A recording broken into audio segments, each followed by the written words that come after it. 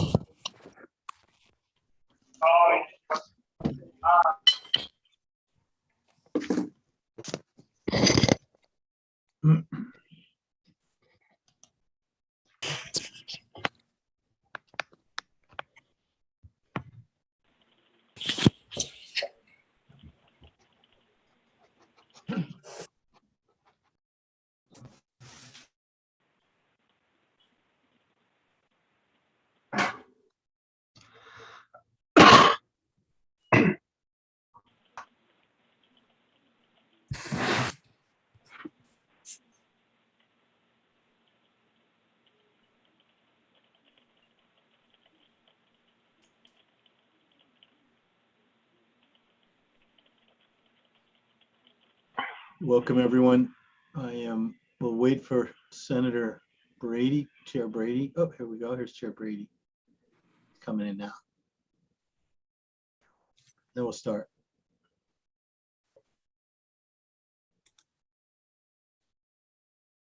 Cody, can we pin members of the committee so that when people have the gallery view, the view where they see everybody, they can see the committee kind of listening to the testimony? I don't think we have the functionality to pin more than one person. Okay. All right. So Senator Brady, you're here, but I don't know that you're on. Where are you? Hi, Mr. Chairman. There you are. I think if you talk, you pop up on my screen, right? On the front. Oh, there you are. Yep, I see you. Okay. Mr. Chairman, how are you? Good, yourself? Good. Okay, why don't we get started? Well, we still have a couple of people coming in. Let's clear the waiting room. I mean, I know you are doing that, Cody. Okay. Waiting room. Oh. Let's see, Al DiGirolamo is coming in, and as soon as you're fully in, then let's start. Which means a few seconds. They schedule the subcommittee at the same time as our regular public service? Can you? We're having a public service hearing. This is the civil service. Please. Everyone could mute. I appreciate it. Okay, we're going to start. We are live streaming and recording this hearing. You may have seen a notice of that on your screen to comply with Joint Rule 29 for public access. Welcome, everyone, to the Joint Committee on Public Service hearing. I appreciate your time and attention to the matters before us today. The subject of today's hearing is group classifications. We've solicited testimony in each of these bills, including oral and written testimony, and we're here to receive oral testimony. If you would like to provide additional written testimony, you can do that. We're going to keep this hearing open for written testimony until on Tuesday, November 2nd, which is 1 week. And we'll recognize each of you who has signed up to testify orally. Now, I want to ask Cody on our staff. I see there's someone waiting to be admitted from the waiting room. You can do that, right? Okay, all right. And I just don't know if I need to do it, so, okay. Thank you for your patience as we conduct this hearing virtually. We've kind of gotten used to it by now. And so some of the things that we're going to do is that if you look at the chat, our staffer, Cody or Jesse, one of the two, is going to put a kind of a batting order up of who is next to testify, so you can have a way of expecting how long the wait will be. There are over 40 witnesses, so it's going to take some time to get through everybody. You'll know if you're up in the next 10. If you're not, you can, do what you need to do. But I don't want you to always be concerned that you're the next one up. If we miss you, we'll come back. I'd ask you not to use the chat, though, for any substantive conversations, because they're not recorded by the live stream, and so they're not a part of our public record, and they could be distracting to us. As I said, please use the mute if you're not testifying. We ask that oral testimony be limited to 3 minutes for individuals and 12 minutes entirely for a panel. Jesse will be operating the timer. She'll put that into the chat so that you'll know when the 30 seconds is coming up and when your 3 minutes or 12 minutes is coming up, so there's no surprises. And if you exceed that, I'll have to ask you to please stop your testimony. It's not that we're not interested in what you have to say. It's simply out of respect for those people that are still waiting to testify, because everyone's time is valuable. Now, the focus of this hearing is legislation regarding retirement group classifications. And I want to point out your attention to an important committee rule on these matters. Okay. I do need you to mute, okay? Our rules can be found on the committee's page on massmalegislature.gov. If you look at the committee and commissions tab, and then look up our committee, and you'll see our rules. But it's important that we set out from the beginning of this hearing, and I'm going to read the rule that I'm going to refer to, so the public listening in will know. And the issue is that in order to for us to refer out a bill on this topic, we're going to Why do you have you're going to have to mute. You're going to have to mute. In order for us to refer a bill on this topic, we're going to need a cost estimate from the retirement board. And what the joint rule says is this: all requests should be accompanied by a cost estimate that shows the impact of the reclassification on the retirement system's unfunded liability. Bill sponsors will be responsible for contacting the retirement board directly and acquiring such an estimate. The estimate should be submitted as written testimony prior to or during the hearing in which the bill is scheduled. Estimates will be accepted after the hearing date, but a bill will not be considered at executive session without such estimate. So here's what we're going to do. If you have not received or obtained a cost estimate from the retirement board yet, our hearing is open for another week anyway.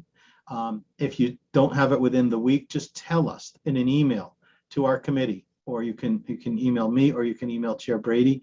Tell us that you intend to submit a cost estimate pursuant to the rules, and then we'll keep that bill open till the end of the year, okay? Because we need to have some deadline so that we can deal with the bills, and we don't want to have a situation where someone was going to provide an estimate 2 days after we made a decision on a bill. So I think that gives you 2 months, and I think that's fair. What the rule says is any reclassification bill that is not accompanied by a cost estimate will not be considered during executive session until the estimate is received by the committee. Okay, the criteria for movement to a higher group is based on job responsibilities, not job title. The criteria for movement to a different group is based on an argument that the current position is too demanding to be sustained until a given age that sufficient suitable alternative jobs do not exist for workers with the skills that are exercised in current jobs. The basis for classification for group 2 is that the daily physical exertion on the job makes it impossible to safely and effectively carry out the functions beyond age 60. Now, we're going to turn to our public testimony, and we're going to begin with Representative Tucker. Oh, I'm sorry. Before we go to Rep. Tucker, I'm sorry. I want to introduce the House members who are here today. And I see Representative Kate Lippert-Garabedian. And let me see who I see. It's a little easier when we were in person because I can just look down the row. Got to go to our second page. This is well attended. Who do I see? I think. Is there a third page here? There's a third page. I don't know if I'm not seeing someone who's on the committee.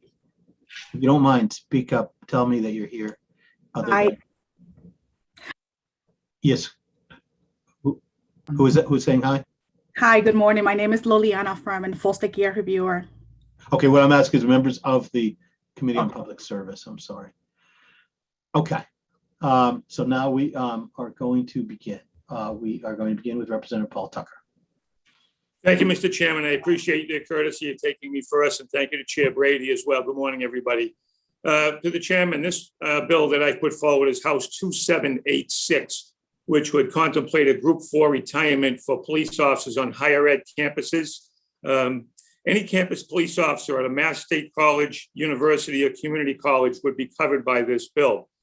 I strongly believe that in this bill, there is a fair and equitable resolution for police officers to go into Group 4. In my estimation, there is no distinction in the job, duties, and responsibilities from campus police to local police departments.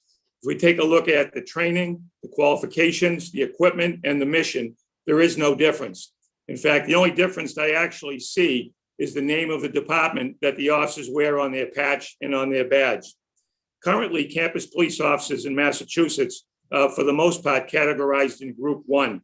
And as the committee knows, Group 1 consists of clerical, admin, laborers, mechanics. This is not the proper classification, in my view, for police officers. I can tell you firsthand, in my city of Salem, we have a great police department. We also have a great department at the Salem State University Campus Police. They are, in fact, our first line of backup. Work hand in hand. They complement our department. We actually swear them in as special police officers. They are, in essence, doing the job and having the same responsibilities as Salem police officers. I'd also like to point out that with this group classification, I believe that retention would be stronger. There'd be less turnover. We could keep these officers on the job longer, which I believe is a cost savings. And Mr. Chairman, thank you for the advice and the explanation. I will personally reach out to state retirement and get that cost analysis in a timely fashion. As you all know, we've done quite a bit in police reform over the last couple of years. There's been a reckoning of how hard our police officers work. And I do believe that the words fair and equitable in transferring these officers into Group 4 would be the right thing to do. And I appreciate your courtesy and your consideration of my bill. Thank you very much, Representative. Thank you for your service, by the way, as police chief, former police chief, and for your service here with us. I have no questions, though. Chair Brady. Thank you, Mr. Co-Chair. Rep, I just want to thank you for your testimony.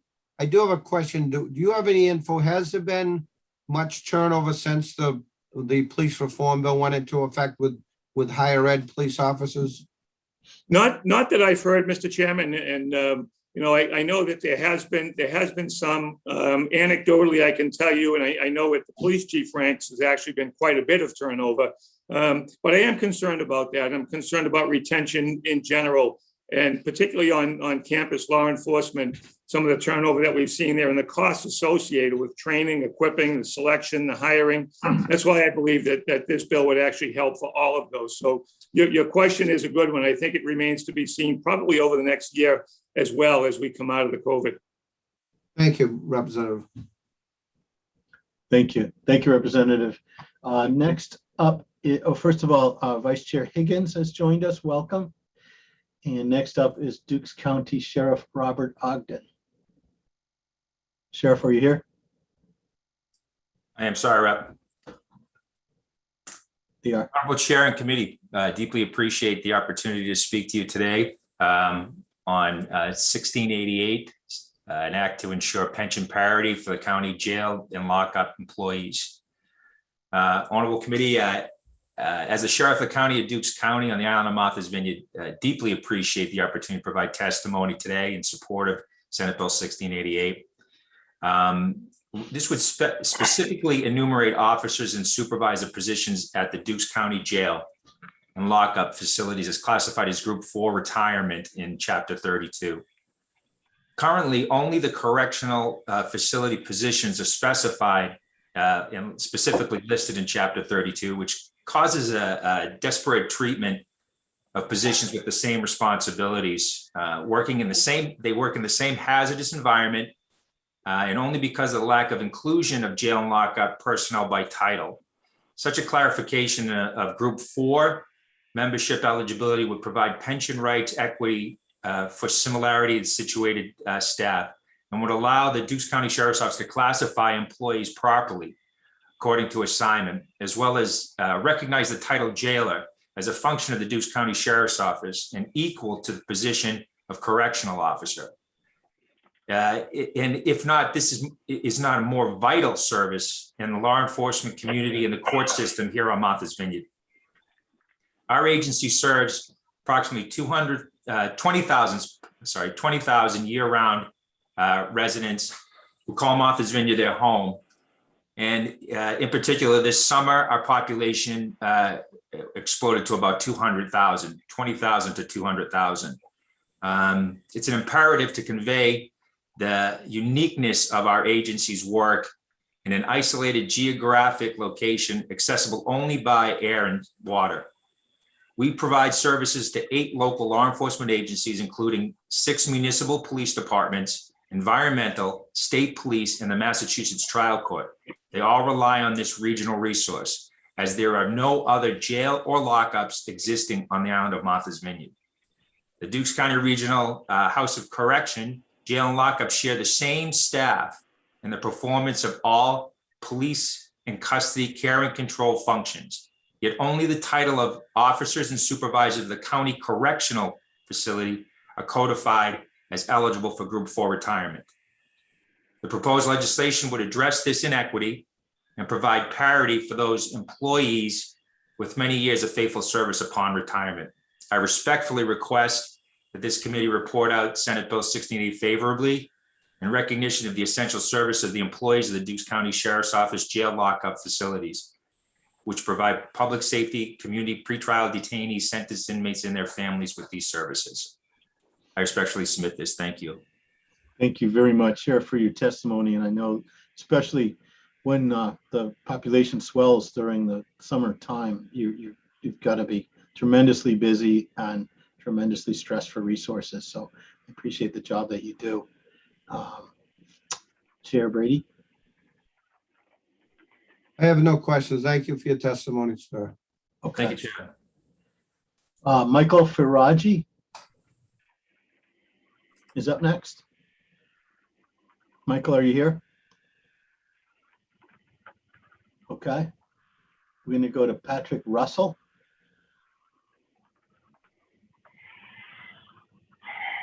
Patrick Russell, are you here? I am here. Good morning. Okay, good morning. Good morning, chairs of the Public Service Committee and members of the committee. My name is Patrick Russell. I'm the president of the Massachusetts Organization of State Engineers and Scientists, and I represent 3,400 employees across 30 different agencies in the Commonwealth.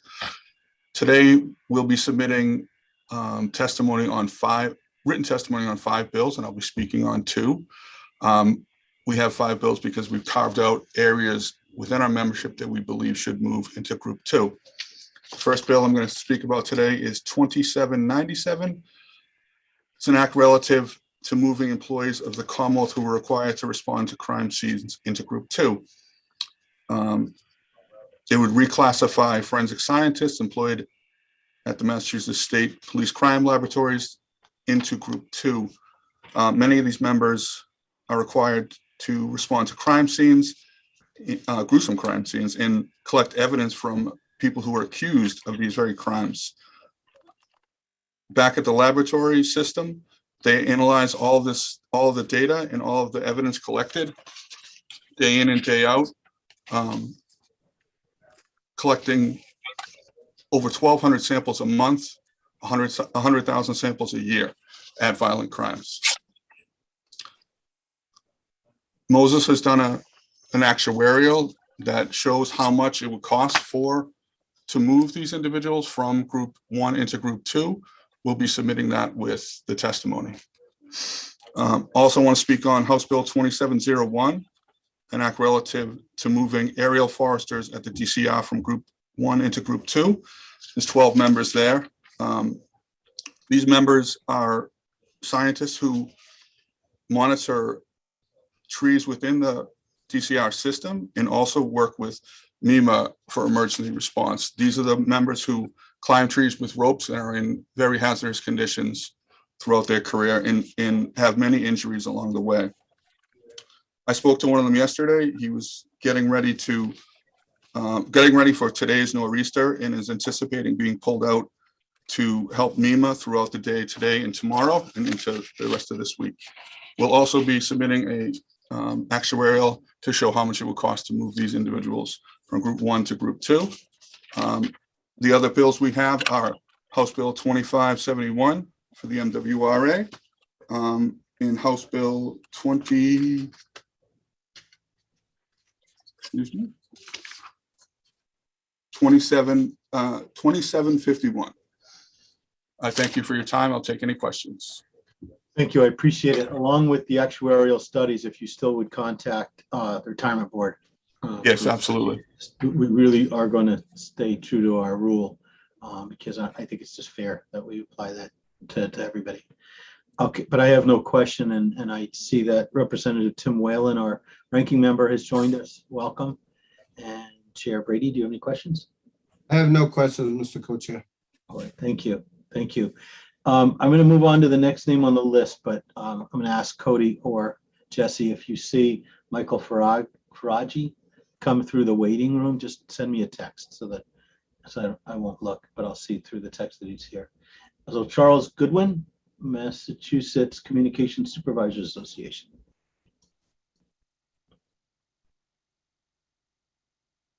Charles Goodwin, are you here? Charles Goodwin? Okay, let's go to Jim Redmond. We'll go back to Charles when somebody sees him. Jim, are you here? I am, Mr. Chairman. Can you hear me? I can.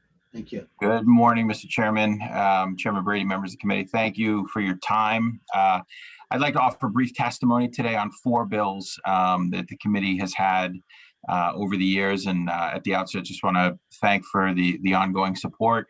I will say we have had estimates submitted in the past. We will request updated estimates on all 4 of these bills. Additionally, we have a number of our leaders and members who would be impacted by the bills that I'm going to testify on. Rather than have them appear individually today, we have them submit video testimony and written testimony in the interest of time and out of courtesy to the committee. So we submitted that yesterday, and I anticipate that we will have additional testimony in writing over the course of the week coming in. So we'll make sure that we get you any additional testimony that we get. But very briefly, the 4 bills that I wanted to go on record in support of. The first one I'll talk about is a Group 4 bill for the Massachusetts Trial Court Officers and Probation Officers, Senate Bill 1714, another bill that's been through committee favorably in years past. This is a very important bill in that the probation officers and the court officers remain the only links in the chain of custody and supervision in the Commonwealth public safety system that do not have Group 4 retirement. The stresses of the job, day in and day out, really there is a limitation on the sort of life expectancy of the job itself and how long someone can be considered to do it. So we would ask for the committee's support on that once again this year. The second bill I'd like to touch on is the Group 2 bill for the MWRA non-clerical workers, Senate Bill 1668, House Bill 2571. This would impact roughly 250 maintenance and labor employees within the MWRA. We've provided testimony over the years, and again, this committee has been very supportive of this bill and the members who do this work to keep the water in Greater Boston safe. They play a vital role in public safety. But again, this is a job. These jobs that our members do are very, very tough. They're out there in blizzards. They're out there when the weather's bad, working in, as you can imagine, horrible, sometimes horrible conditions. And again, it's a job that you can really only expect somebody to do for so long. And we think it's very appropriate for these employees to be placed into Group 2. A lot of these employees are dedicated. Doesn't mean everybody will take it, but for people who have reached that retirement age after a long, 30+ year career, something that it would be good to take a look at, particularly as, as they age and the bodies begin to break down, something that that would be important to them. And we asked again that the committee look favorably on that bill. Final two bills that I would like to ask the committee support on, House Bill 2590 for DCF attorneys. Jim, Again, if this you is a could bill. Yep. just mention, if you could mention them kind of quickly because you're past 3 minutes. I know Sure, you've sure. got written So that's House testimony. Bill 2590. And the final bill is for DYS workers, Group 2 bill, House Bill 2591. These are for people with more than 10 years of service. DCF attorneys, it's less than 20 that would be impacted by this. And DYS, it's less than 15 total employees who would be impacted by this. Gives them parity with DCF social workers. Thank you, Mr. Chairman. Happy to take any questions. Thank you very much. I appreciate it. And so that everybody knows, written testimony or video testimony taken on a cell phone, 3 minutes of video testimony is given just as much weight as verbal testimony here at a hearing. And so please submit the written or even video testimony. And again, I don't mean to rush anyone along. It's just that we have people who are going to be waiting some time to testify toward the end of the hearing, and just out of respect for them, that's why I mentioned the time limits. I don't have any questions, Chair Brady. I don't have any questions, Mr. Co-Chair. Thank you for your testimony, Jim. Okay, Thank you. And I'm going to go to the next name on the list, and so I'd ask Cody or Jesse if Charles Goodwin or Michael Faragi come, just let me know, because I'm going to go down, and I'm going to go down to Liam Lowney, Mass Office for Victim Assistance, MOVA. Good morning, Chairs Gordon and Brady. Thank you for the opportunity to speak with you this morning. On behalf of the Victim and Witness Assistance Board and the Mass Office for Victim Assistance, I'm testifying in support of House 2753 and Senate 1784, an act relative to victim witness advocate retirement classification. As you may know, MOVA, we're an independent state agency that strives to advance victim rights throughout the Commonwealth and ensuring that they are supported and empowered through access to high quality services that are trauma-informed, culturally responsive, and reflective of diverse communities. Our agency is governed by the Victim and Witness Assistance Board, chaired by the Attorney General, Maura Healy, two district attorneys and public members, one of whom is a survivor of crime. And our board has unanimously endorsed this bill. The Massachusetts Victim Bill of Rights marks the first formal recognition of crime victims' basic rights to be informed, present, and heard in the criminal legal system. Advocates were therefore created to provide support to victims and witnesses and family members throughout a criminal trial. They serve as the primary liaison to the prosecution team, and they enable victims to participate in our legal system safely and effectively. Work with court personnel, law enforcement, community-based agencies, and others to ensure victim safety and well-being throughout the pendency of the investigation, the prosecution, and frankly, often post-conviction. So this bill seeks to change their retirement classification of victim witness advocates from Group 1 to Group 2 after 10 years of service to accurately reflect the duties and the dangers and the stress of the profession. It's not uncommon for advocates to experience threats, intimidation, and violence as they assist victims and witnesses in our district, juvenile, and superior courts. Much like DCF social workers, court officers, and probation officers, all who are Group 2, advocates work directly with a vulnerable and at-risk population that often present volatile cases, routinely placing them at risk for verbal, physical, and emotional abuse. Advocates are often approached and followed by criminal defendants as they stand with and support survivors of DV, sexual assault, and homicide, working with court staff to keep them safe while they're in our courthouses. So in addition to the potential professional danger, we're really trying to professionalize these positions. They typically offer lower salaries than many other human service or post-conviction fields. Advocates are frequently leaving our field to go work at probation or DCF, who has better salaries and benefits. The benefits outlined in the legislation may incentivize advocates to remain in the profession, which of course leads to better supervisors and leaders within the organizations. So advocates are an integral part of the criminal legal system. I should mention that the Mass DAs Association that employs most of these advocates has endorsed this bill as well. And so with that, I would respectfully request the committee to report this bill out favorably. Thank you for your testimony, and thank you for the work that the advocates do. It's an important part of the system. Chair Brady? I have no questions, Mr. Chair. Thank you. Okay. Thank you very much for your testimony. Thank you. Let's see, it is 10:30, so let's go to Jim Durkin. James Durkin, Thank you, Mr. Chairman. Can you hear me okay? can hear you. For the record, Jim Durkin, Legislative Agent for Council 93.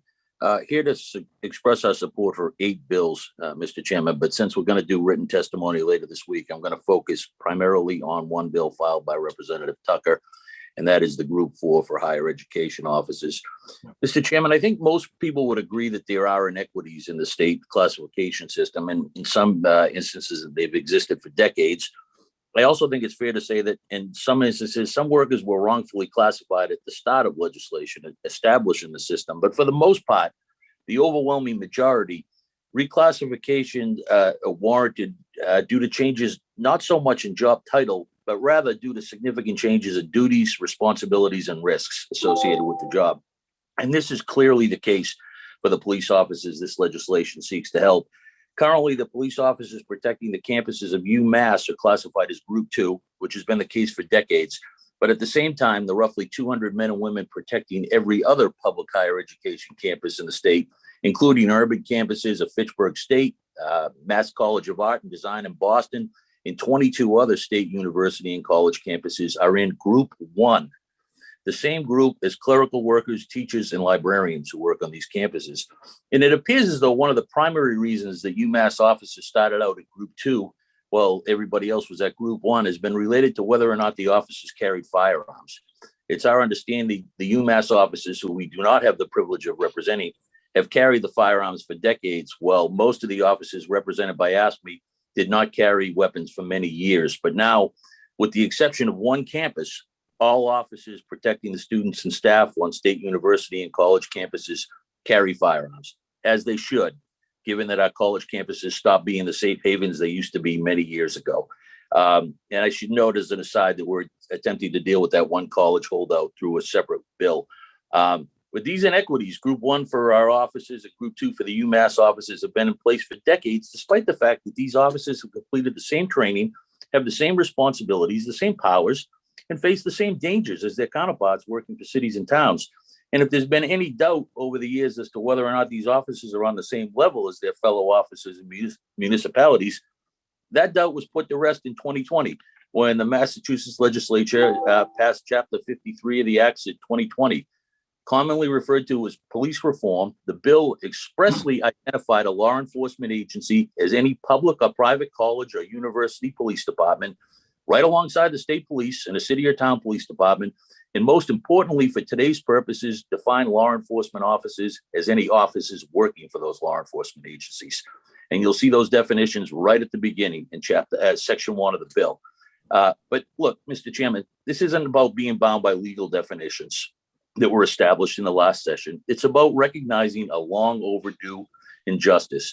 And it's an injustice that's forcing men and women, dedicated law enforcement professionals who, just like police officers in big cities like Boston and Springfield and small rural communities like Dunstable and Lenox, put their lives on the line every day. And it's about forcing them to make one of two tough choices: retire at the age that all other police officers can retire at, 55 to 58, depending on when they were hired, and then try to survive on a drastically reduced pension, or doing a difficult and dangerous job far longer than everybody agrees it's safe for them to do. So, yeah. Thank you. And that's to wrap up. Okay. You're going to get a lot of, like Mr. Redmond, we've had a lot of our members submit written and video testimony as well. So appreciate your consideration. Thank you for your time. Thank you very much. I guess in full disclosure, you did mention one of the colleges that my son is attending as one of your members. And I do understand the tough job that your members are doing. But I will, objectively look at the bill that you presented to the committee. Thank you. Chair Brady. No questions. Thank you for your testimony. Thank you, Mr. Chairman. Okay, thank you. Next up, we have Sherry Mr. Antonello. Chair, could I just ask a quick question? Oh, I'm sorry. You're That's right. okay. Thank you so much for being with us today, Mr. Durkin. And you did mention that this is a matter of public record. I was just curious for my own edification, if you could share which institution of higher ed is choosing not to arm its police officers currently. Yes, thank you for the question.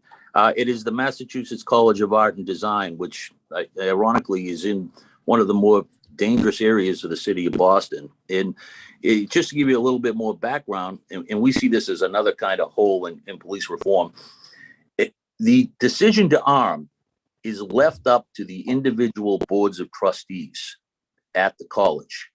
So, here we have a law in place where everybody is held to the same standards, the same training, the same disciplinary action, the same accountability, yet we're leaving probably the most crucial decision in the hands of a board of trustees of many people with, no law enforcement background at all. So our legislation would allow the Board of Higher Education, which has consistently over a 15-year period strongly recommended that all campuses be armed. Our legislation would allow them to override a decision by a board of trustees. And really, there should be, each college can have its own unique identity. We love that. But I think everybody would agree that public safety should be uniform. And I think the legislature recognized that with police reform. Sure. Thank you. Yeah, I don't want to debate the merits of that separate bill, but Certainly, I was just curious with an education background. I appreciate the information. My pleasure. Thank you for the question. Thank you, Representative. And I'm curious too, does MassArt share any of the responsibility on security with Wentworth? I know that their campuses kind of interrelate. Yes, they do, Mr. Chairman. And they also, rely, unfortunately, at least this was the argument they made, they rely on the Boston Police Department. But even the BPD has said that, maybe they can get there in 7 to 8 minutes, but in a situation like an active shooter, God forbid, that would be 7 or 8 minutes too late. Okay. Thank you. Thank Anybody you. else? Thank you. Anybody else? Person from the committee? Okay. Thank you, Mr. Durkin. Okay. Let's see. It is 10:37 and Senator Walter Timilty, are you with us? Senator Timilty? Okay. So we're going to go to Sherry Antello, who is here with Michelle Arterio as our first panel. Good morning. Thank you, Chairs Gordon and Brady and members of the committee. My name is Sherry Antello. I am a Department of Transitional Assistance Economic Assistance Worker based in Fall River, and I'm a proud member of SEIU Local 509. I am the chapter president of the Department of Transitional Assistance and Department of Housing and Community Development at the chapter of 509, sorry. I'm here to testify in support of House Bill 2661, which would include the employees of the Department of Transitional Assistance and the employees of the Department of Housing and Community Development within Bargaining Unit 8 as Group 2 employees. Every employee of the Commonwealth provides essential services to our fellow citizens. In prior years, I've come to you explaining the request for DTA DHCD to move to Group 2 based on our experiences that we had in our offices. We are the last social safety net to assist our citizens in times of dire crisis. We provide monetary assistance, nutritional assistance, and housing placement in times of need. We are true social workers assisting citizens in the worst times of their lives.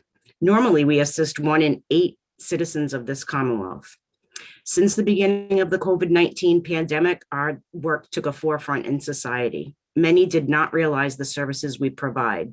We provide services that are to help with essential bodily functions, providing food assistance to low-income families, cash assistance, and housing.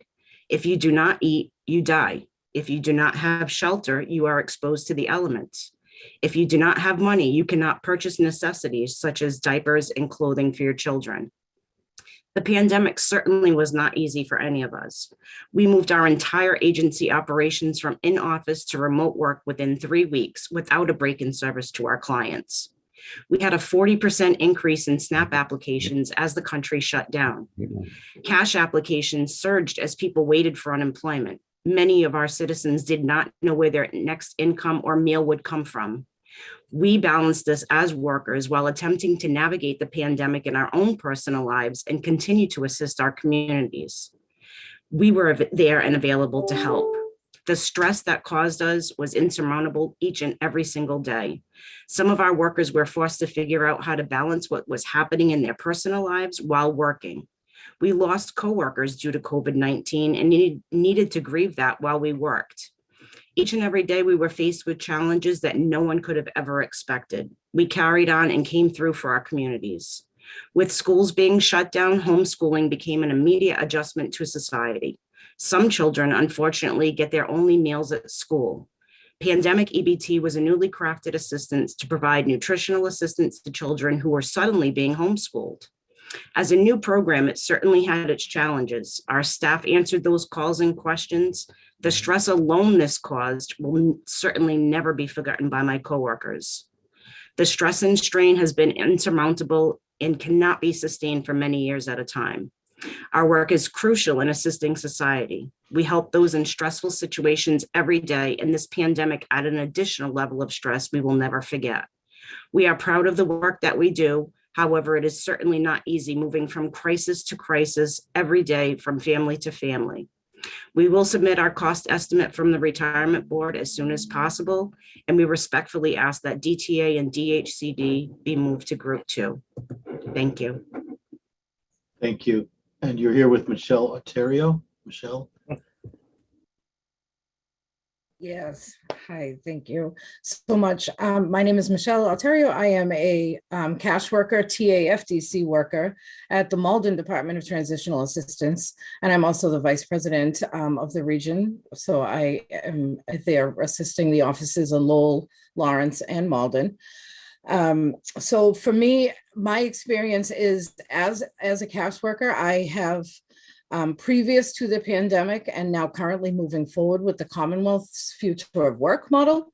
A lot of our functions are and will continue to be and are increasingly becoming more something to be done outside of the offices.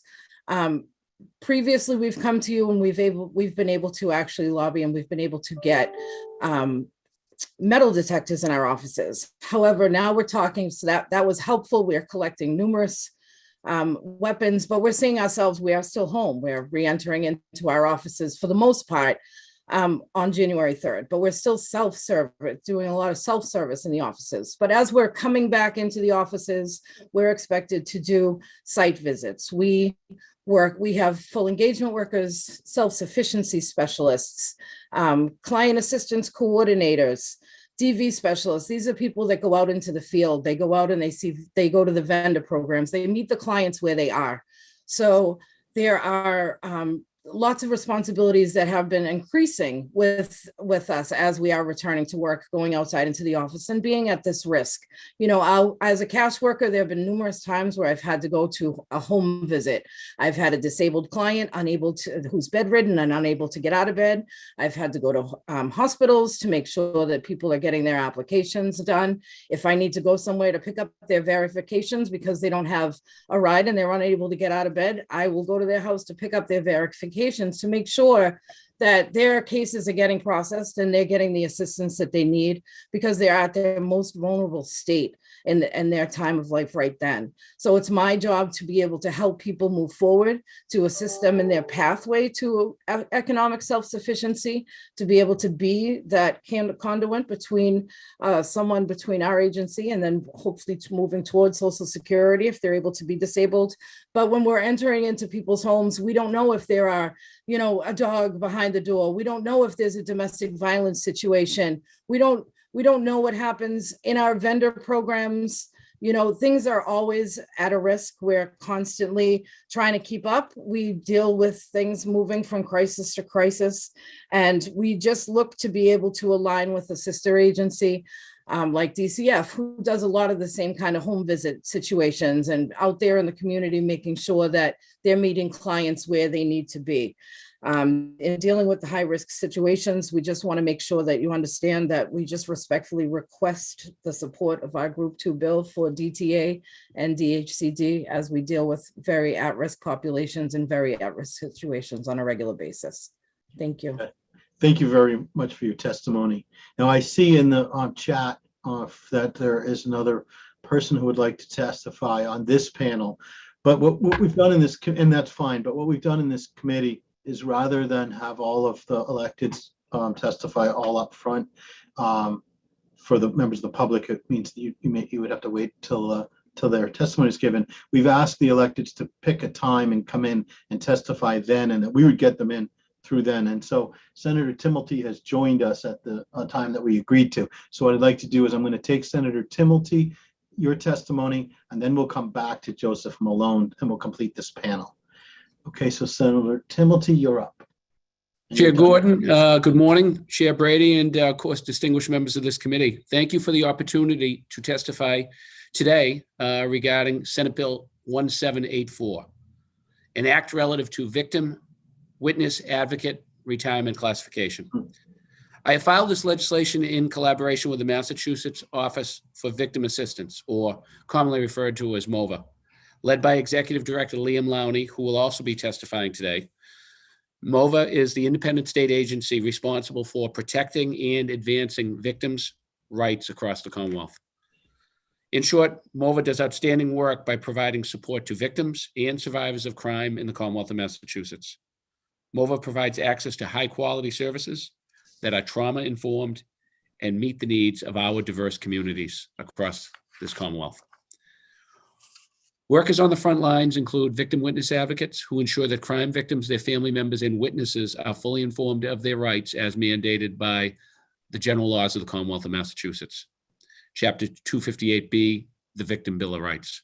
Specifically, Senate Bill 1784 will move victim witness advocates as defined under Section 1 of Chapter 258B, who have been employed in such capacity for 10 years or more, to Group 2 classification in the state employee retirement system.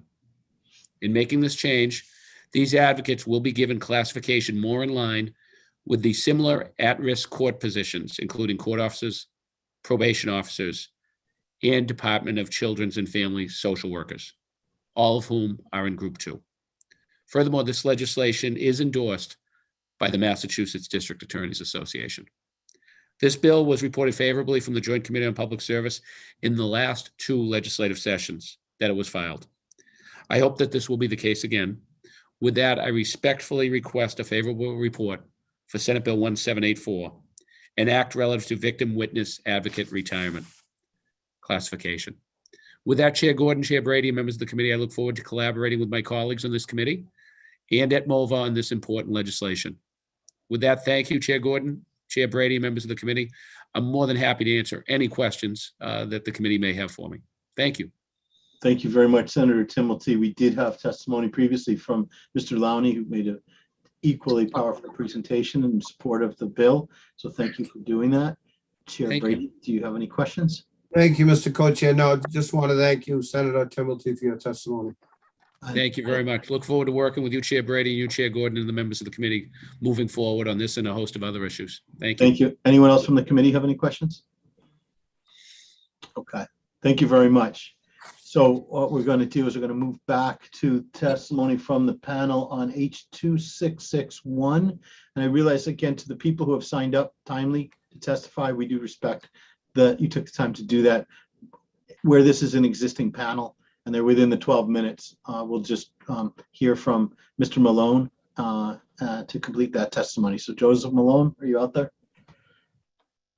Thank you. Thank you, Chair Gordon and Chair Brady. My name is Joe Malone.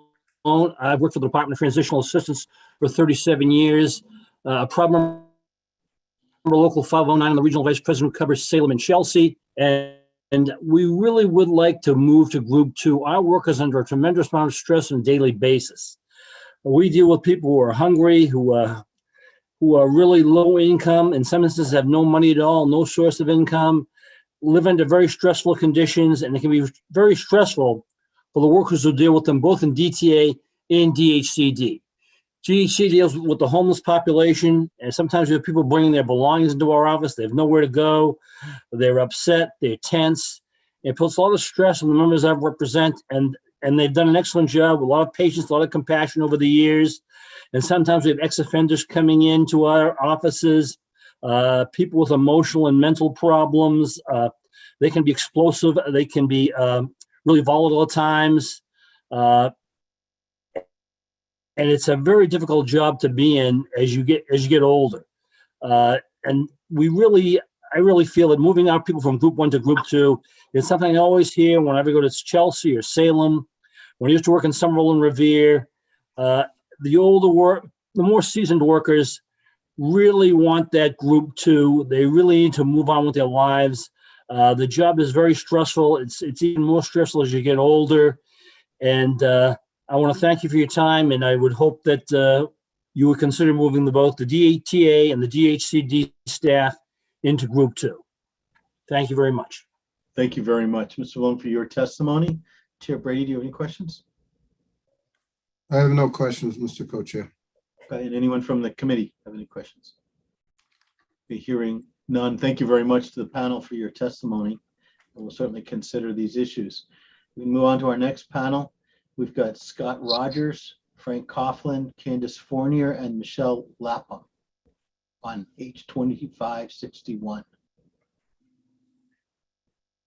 Good morning, Chair Brady and Chair Gordon, and to the members of the Joint Committee on Public Safety. My name's Scott Rogers. I am the chapter president of the Institutional School Teachers chapter at SEIU Local 509. I am an academic teacher for the Massachusetts Department of Correction. During my time with the department, I have worked at both Sousa Baranowski Correctional Center, the state's maximum security prison, as well as MCI Shirley, a medium security prison. Today, I'm asking for your consideration and support of House Bill 2561, an act to ensure fairness in the retirement benefits for ISTs working at the DOC. We are seeking Group 4 classification for our small group of dedicated state employees. Our group has been reaching out to our local representatives and senators to advocate for this bill, and we have requested a cost estimate from PRAC for this bill. I will respectfully request that this bill remains open until a cost estimate is received, and we certainly will be in touch with the committee regarding that. Regarding the work that we do, my colleagues and I serve as academic teachers, vocational instructors, and librarians within the state prison system. We work with inmates to achieve their HiSET certificate, which is formerly known as the GED.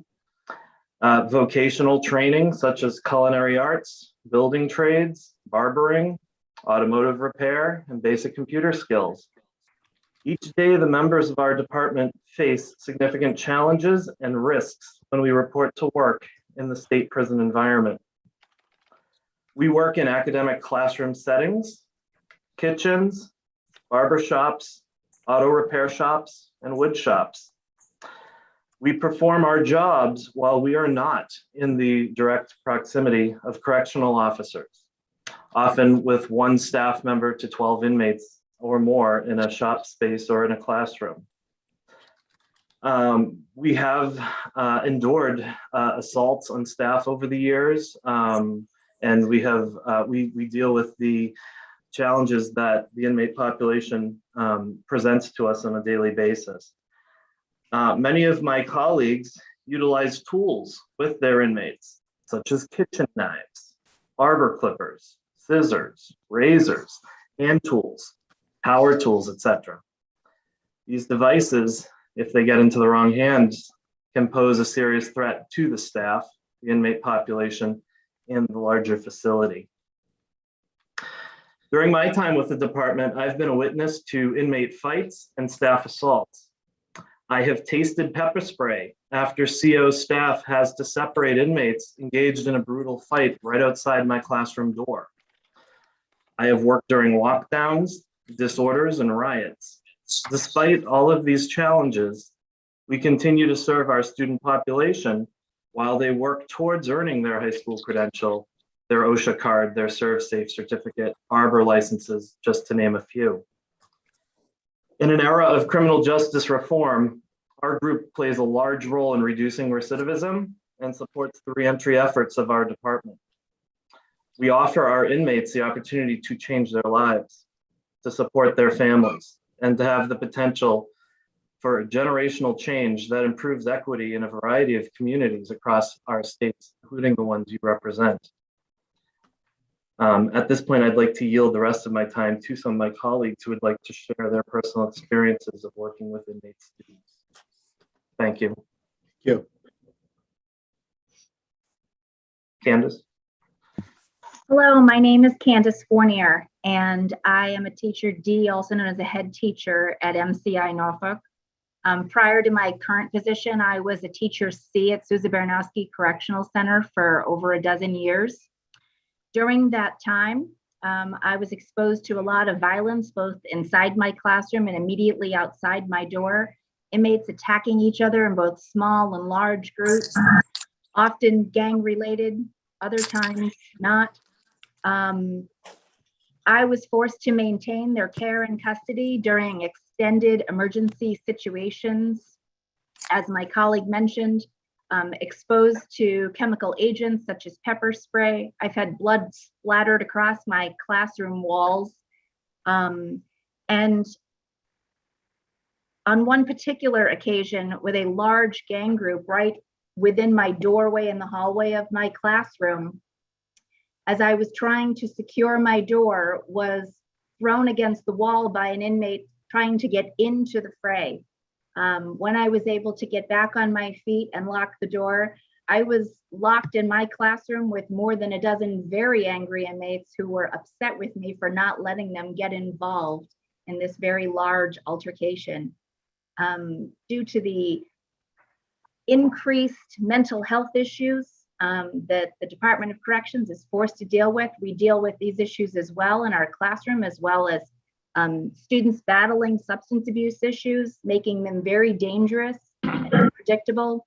Every day that we walk behind the wall, we know that we are outnumbered severely and susceptible to violent acts by very dangerous inmates, many of them serving a life sentence that literally have nothing to lose. Please recognize the dangerous work that we do and grant us our group for retirement. Thank you. I yield to my colleagues. Frank.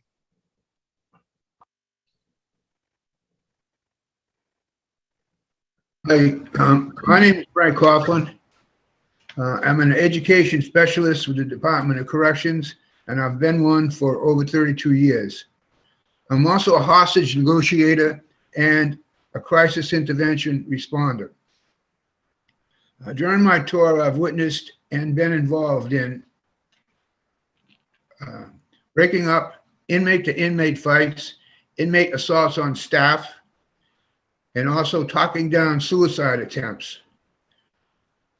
In one inmate crisis issue, in one hostage taking where horticulture instructor was taken hostage, VOCAD instructors are locked in the shops and the kitchens with inmates for over 6 hours a day under our care and our custody. Inmates have access to tools and kitchen knives that they can use as weapons. Recently, an inmate used a tool to assault another inmate, and we had to step in and disarm him. It used a drill to smash another one's head in. We are responsible for all the tools that we use per the DOC tool control policy that is in place. And that is to control and monitor the use of the tools by overseeing their, well, I can't read my writing, making sure no weapons are being manufactured. And the tool control, what it does is controls the tools. We have to do it by complete observation to make sure that they're not using them improperly. And we have to control the tools that can be used for weapons and escape, and for anything else that they're not supposed to be used for. We also have to control all our manufacturing apparatus. We have plexiglass, we have wood, we have metal. And also the institution school teachers, they're alone in a class as well. As my colleagues had stated earlier, and they've been witness to a number of occasions.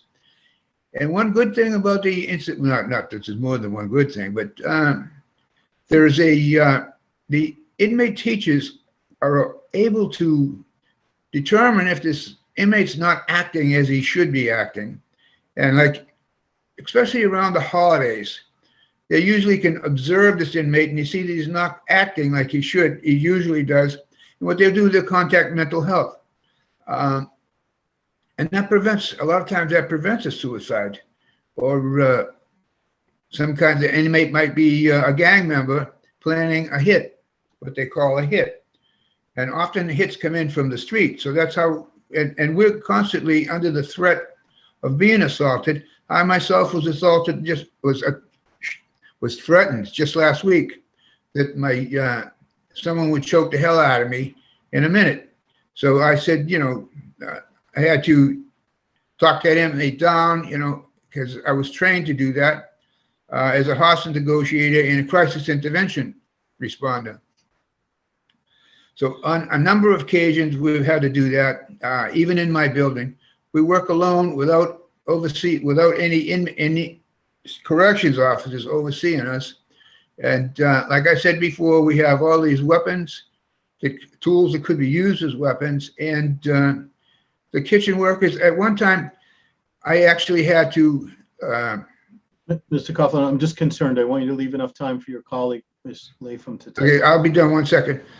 One time I actually had to subdue an inmate that was hiding in the culinary arts program. He was going to jump on the culinary instructor. So I'm done here. I'll leave the rest of my time to my colleagues. Okay, Ms. Latham, I think you're Yep. next on the panel. My name is Michelle Lapham. I'm an institutional school teacher C with the Department of Corrections at MCI Framingham. I've also worked at Cedar Junction, South Middlesex pre-release, and Norfolk. I've been employed by the DOC for approximately 15 years. I want to start off by asking that you on the committee listening to remember the last time you looked out a window. Was it today? Were you looking at the rain, looking at the colors, or last week with the sunsets? And let me tell you, Oh my what I God. see when I'm looking out a window, nothing that I pray you'll ever see, because what I hear is screams, my screams for help. Because in an attempt to kill herself, one of my students attempted to throw herself out my window. I managed to grab her and restrain her as she fought to get further out the window. I hear my screams for help. Another teacher heard me and ran to find the roving officer to come to my rescue. I held this girl and I held her as she struggled to fall from the window until the response team arrived and pulled her back to the floor for safety. This incident will never be removed from my memory, no matter how hard I try. This job takes a toll, not only in its risk to my personal safety and well-being at work, but also in my personal life. You need to think about when you're out and about and you run into someone who looks familiar or approaches you. My first thought is not the same as yours, because I'm thinking about how I can protect myself. Do I know them from work? Maybe I've written a report on them. Did I offend them in any way?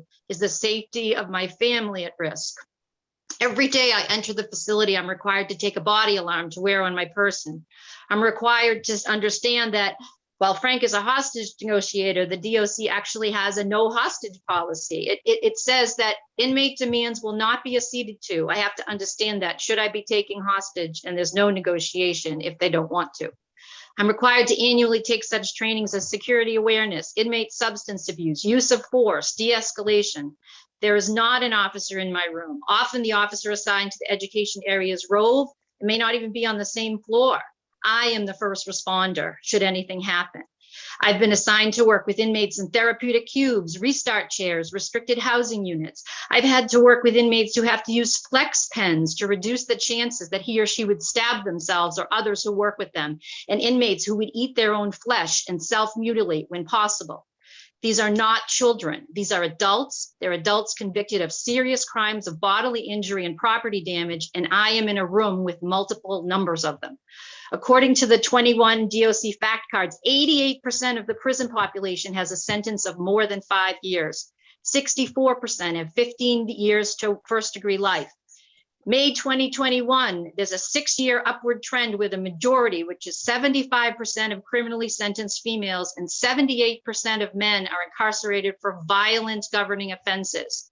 The population decline in correctional facilities has led to a higher concentration of violent offenders doing their longer sentences and changes in crime reform. And even with the COVID vaccine issues that are going on now, we don't have enough responding officers. We are the ones who respond. Ms. Lapham, Compound is, Ms. yep. Lapham, I'm sorry to interrupt. but you've gone well past the time for the panel. I appreciate that your testimony wasn't as long as others on your panel, but we do have that 12-minute limit. What I'd ask you because your testimony is compelling, and I'd like to hear the rest of it, is if you can either submit written testimony or a video just on your cell phone, email it to us. I'll watch we'll all watch the rest of it. Okay. You can get the email. I think we have your email because you signed up, and we'll send you an email to link to do that. Okay. Okay. That would be, and everything that we have is public. What we receive in video or written, the public can get it. I apologize. It's just, I want to be fair. We have a number of panels coming up. Okay. I want to be fair to all the panels. Okay. Chair Brady, do you have any questions though? Thank you, Mr. Chair. I just want to thank you all for your compelling testimony. Thank you. Committee, any questions? And again, the time has absolutely means no disrespect to your testimony. We do want to hear it. We just got to have time for everybody. Okay. Okay, thank you. Representative Jim O'Day, I see you joined us. I have, Mr. Chairman. How are you this morning? We are good. Representative, how are you? I'm great. Thanks so much for taking me so quickly, taking me out of order. I know that you have many folks on the call this morning, and I really want to be mindful of the time. So I'm here to testify on two separate pieces of legislation, House 2744 and House 2745. Both of these pieces of legislation have to do with retirement classification. The first one is relative to employees. When I say the first one, 2744 with certain employees of the Department of Children and Families. I'm happy to report on one side of this issue that back in around 2010, I had the good fortune of filing an amendment on behalf of a number of social workers at the Department of Social Services who had always been in the retirement classification group 1. At that time, we were fortunate enough to have a number of social workers reclassified to group 2. Regrettably, that reclassification left some members of DCF out of that category.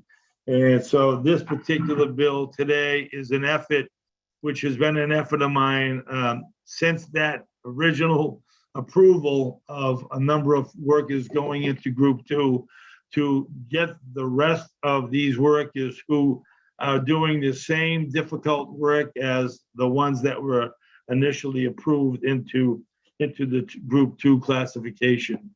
So, the one thing I would add, however, Mr. Chairman, is in the original bill that I have sent to you, there is sort of a misnomer. There was a title in that called Human Service Assistant. That particular classification it no longer exists. And today they are social work technicians, which is a title that had been part of DCF nomenclature many moons ago. They were removed and they're now back in the classification of social workers, social work tech. So there would be a request to make that change in the actual bill that you have in committee. So an amendment to that bill. So again, I'm looking and hoping social workers A, B, C, or D, special investigators A and B, case reviewers, social work technicians can be considered and made whole, I would call it, and be approved for a second group 2 in the retirement classification. Secondly, Mr. Chairman, I would like to speak to another retirement classification. This is on behalf of certain employees of the Department of Correction. This is House Bill 2745. This also relates to correctional program officers, A, B, C, and D, or their equivalent. Our correctional officers, those individuals that work directly with the inmates are in a group 2 classification. The correctional program officers, those are the individuals that actually review the prisoners and come up with determination of what their classification will be in the jail while they're housed there.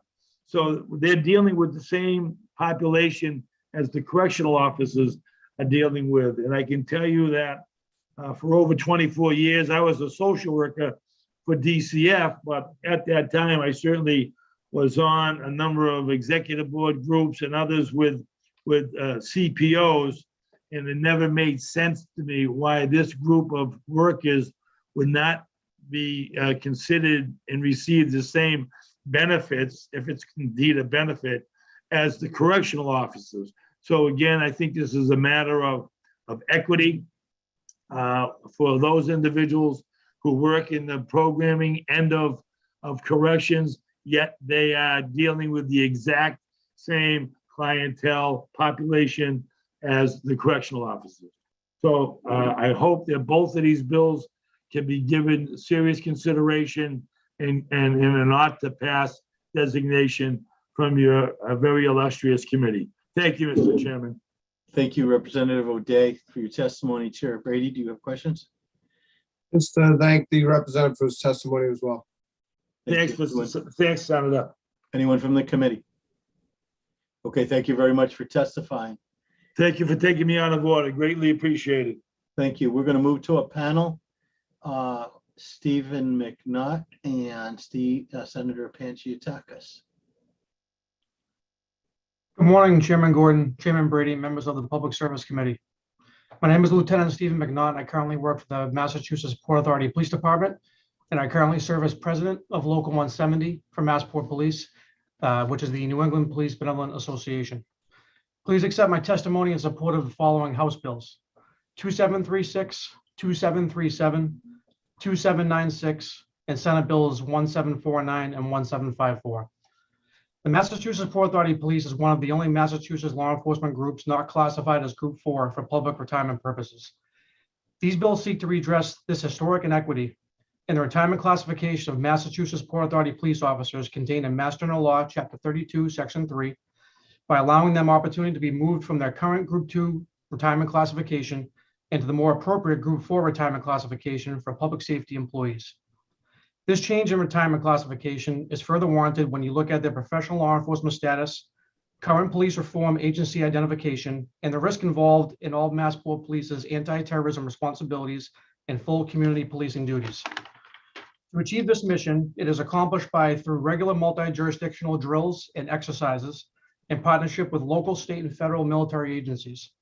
To cite one specific area, the Massport Police are the only police department in the Commonwealth of Massachusetts where the entire department is trained and equipped with personal radiation detectors to mitigate the threat from a radiological nuclear device, otherwise known as a dirty bomb. Recent examples from the past week on what our department has been seeing consists of our officers apprehending a man with a gun and a ski mask, safely apprehending a male party with a mental health issue, into custody while the officer was being threatened and assaulted at the same time, recovering a Glock 19 replica pellet gun, and recovering a stolen motor vehicle while safely placing 3 parties into custody with only 1 officer on scene. The Massport Police is structured with a chain of command consistent with any police department in the Commonwealth of Massachusetts. Massport Police are responsible and accountable for the professional performance through a written policy and procedures manual in addition to other directives. In 2021, an act relative to justice, equity, and accountability in law enforcement in the Commonwealth was passed. Specifically, in Chapter 6E, Massachusetts Peace Officer Standards and Training Commission defines the term law enforcement agency.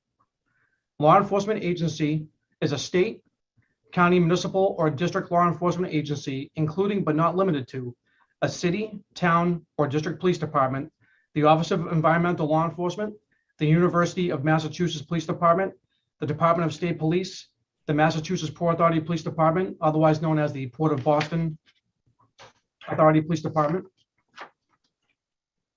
Because of the Massachusetts Port Authority is self-sustaining through user fees and receives no appropriation from the Commonwealth's annual state budget for operations or capital expenditures, any costs associated with this classification would bore solely on the Massachusetts Port Authority and its employees.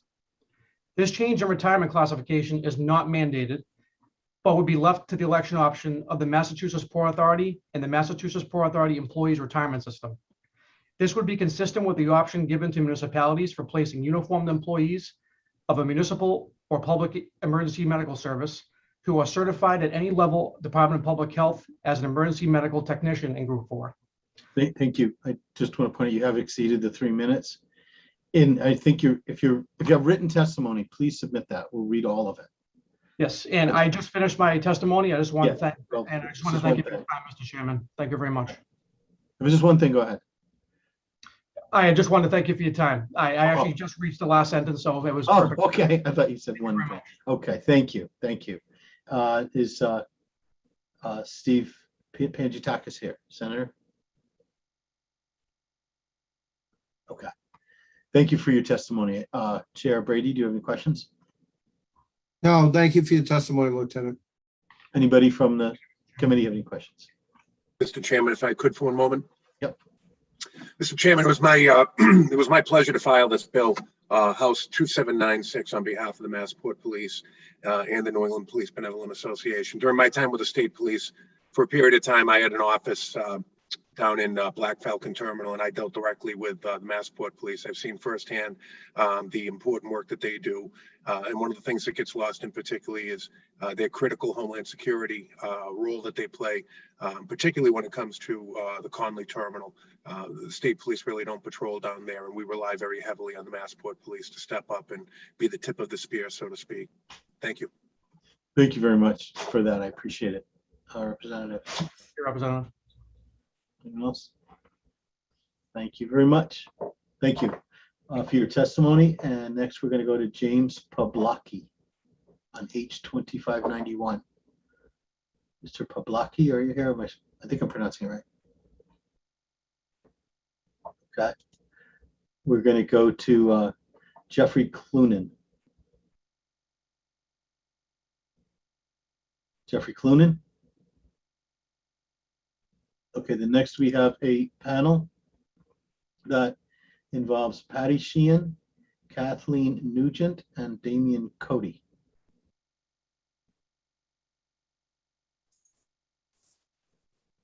You can hear me though, right? Hi, I'm Patty Sheehan, building official in Shrewsbury. Also the president of the Massachusetts Federation of Building Officials. Here to present some testimony on House Bill 2596.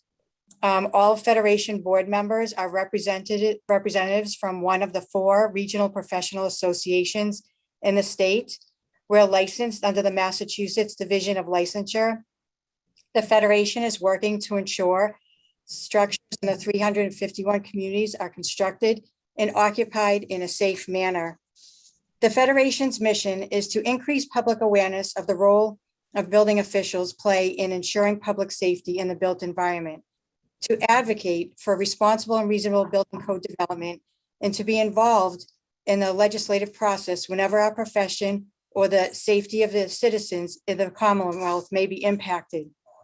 House Bill 2596 was filed to amend Mass General Law 32, Section 3 to clarify the status of municipal building officials in the Group 2 retirement system, similar to the state building officials. Municipal inspectors work under the division of the professional licensure. However, municipal inspectors are interpreted by municipalities as Group 1, while state inspectors are in Group 2. The bill is asking that the wording of the law be changed to add clarity for municipal inspectors relative to Group 2 retirement.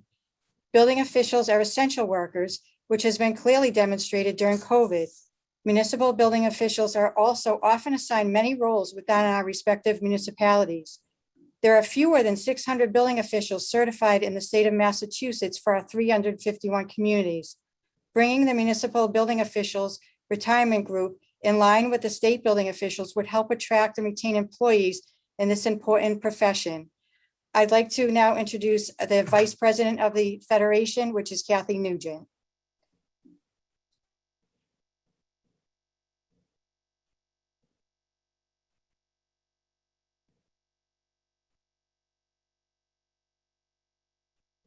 Kathy Nugent, are you here? Sorry, I didn't unmute myself. Hello, my name is Kathleen Nugent, and I have been a building inspector in the city of Quincy for over 33 years. Regarding our profession, we are faced with the following. We are frequently called 24/7 by fire or police to respond to emergencies such as a vehicle hitting a building or a fire. For example, before they're going to pull out the vehicle, they will ask if we can evaluate the structure to see if the vehicle can safely be removed without the structure collapsing. When there is a fire, we're often called on scene to see if the occupants can safely return home or just enter the building to gather items, and or post the structure unsafe to occupy. You may not realize that it's only a building official which can post a structure not to be occupied. We are called to collapses of structures, either whole or partial. We are also provided with the training in the Applied Technology Council Safety Assessment Program. An ATC 20 training, which is post-earthquake safety evaluation of buildings, and ATC 45 training, which is safety evaluation of buildings after windstorms and floods. We are often requested to investigate complaints of abandoned and uninhabited structures, which are often in less than safe condition and sometimes being occupied by homeless persons or squatters. These inspections are often quite risky. We are in the business of enforcement, hence we are not popular. There is an expression that a person's home is their castle, but we are responsible for safety and often perceived as the mean person seeking enforcement. To violate the building code is a criminal offense. Enforcement can include, but not limited to, having illegal work removed, such as illegal apartments and businesses, and criminal complaints. Anger and retaliation are always a risk. We are also called out to illegal lodging houses, drug and/or grow houses, spaces used for illegal uses such as gambling, prostitution, and everything under the sun, including illegal daycares. Basically, if there's an underground activity, it is generally in a building, and we often come upon these, investigating complaints from neighbors, but sometimes law enforcement. Again, a great risk. During the pandemic, Governor Baker declared building inspectors essential workers. Therefore, during that time, we were performing our inspections in people's homes, businesses, and job sites. Our exposure to the virus during this time was great. 3 of the top 10 most dangerous jobs identified by the U.S. Bureau of Labor Statistics in 2017 were listed as construction-related occupations. These are job sites which we visit every day. My point is, our job is dangerous. We work elbow to elbow with fire and police who are in group 4, yet we are only in group 1. Thank you. I respectfully submit this. Thank you. Thank you. And if you would submit the written testimony too, that would be very helpful. Thank you. Thank you. I will. Damian Cody, you're on this panel too. Hi, Damian Cody. I'm a board member of the Federation of Building Officials. I also am a building official of 10 years. I've been working in Holyoke. So it may already be agreed upon that municipal building officials qualify for group 2, if not 4. But the one reason we hear a lot of is about the possible cost. And I'm just going to talk about that a little bit. So to start and to reiterate, there's less than 600 of us across the state. A third of the communities in the state are covered by one single building official. On that end, the Federation evaluated a sample of over half of our current building officials in the state. We calculated and recorded the specific actual impact of cost to local retirement systems. So not an estimate, but what these folks would see if they were in group 1 or 2. And this came out and translated to be an average increase of 2.1%. Taking average salaries into account, it's somewhere between $1,000 to $2,000 a year for a financial impact for that given community. It really can't be much less than that. As we look at costs and perspective, within the Massachusetts retirement system, a member that's in group 1, such as myself currently, and decides to transition to an occupation that's classified as 4, I just have to serve 12 months to have all of my time included as group 4. So if I made a transition to, say, a fire inspector.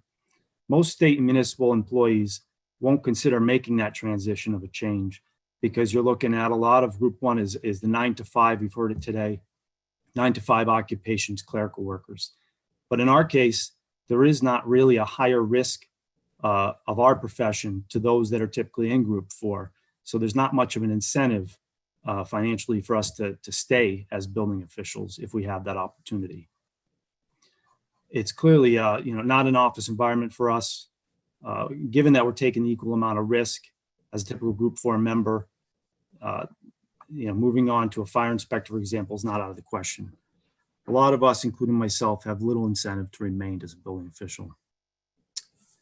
There's no easy way to measure the cost of a seasoned and educated building official of 10 years who leaves to another position that is classified as group 4. The financial impact to a local community is certainly greater when that individual moves on beyond just the retirement cost. Communities that have across the Commonwealth have historically struggled to attract and retain qualified building officials. We believe being able to offer group 2 or 4 is a significant selling point for any municipality. The average starting age for our profession is 44 years old, and it's largely due to the fact that wages are much lower than what we would start at in the comparable occupations in the private market, coupled with the significant minimum requirements in order for us to be minimally qualified to begin. We need to do everything possible to attract people to this important public safety position as a career position, and not one just to take for a few years and move on. When building officials start late and they're also aged out, the community loses its continuity of operations and emergency management capability. The change of group 2 will at least bridge many of these gaps. So we respectfully request that the committee recommend this long overdue clarification to the law by text change for all the hardworking men and women dedicated in the Commonwealth to the public safety of built environment. Thank you, Mr. Cody, for your testimony. And I appreciate your addressing the costs involved in any classification change. And while you've done some of the work yourself, our rules do require that you provide something from the retirement board. So as I had said in the outset, if you were here, what we'll do is hold this hearing open for a week. Within that week, just tell us that you intend to provide that submission from the retirement board, which is again required by our rules, and then we'll hold the bill open up to the end of the calendar year to give you time to do that. Okay, thank you. Okay. Chair Brady, any questions? Thank you, Mr. Chair. Just want to thank you all for your testimony. Anybody else from the committee, any questions? Okay, thank you to the panel for your testimony. We now have a panel on H2744, and it's Jonathan Scoglio and Liliana Furman. Yes, hi, good morning. My name is Jonathan Scoglio, and I am an investigator for the Special Investigation Unit of DCF in Boston. I have worked for DCF for over 20 years. I'm a local 509 member, SIEU. I'm here to testify on House Bill 2744, which Representative Jim O'Day testified to earlier. As he stated, most DCF social workers, investigators, and supervisors are already in Group 2 status. I'm here today to request that DCF special investigators, foster care reviewers, and social worker techs be placed in the same classification. We are all social workers for the department. We work directly with the same children, the same families and organizations. We have the same tasks, safety risks, and secondary trauma as other DCF workers do. So I do ask that, how is it that we have the same job and we're not in the same classification? I think Representative O'Day spoke to that earlier, being a mistake of being not added to that bill.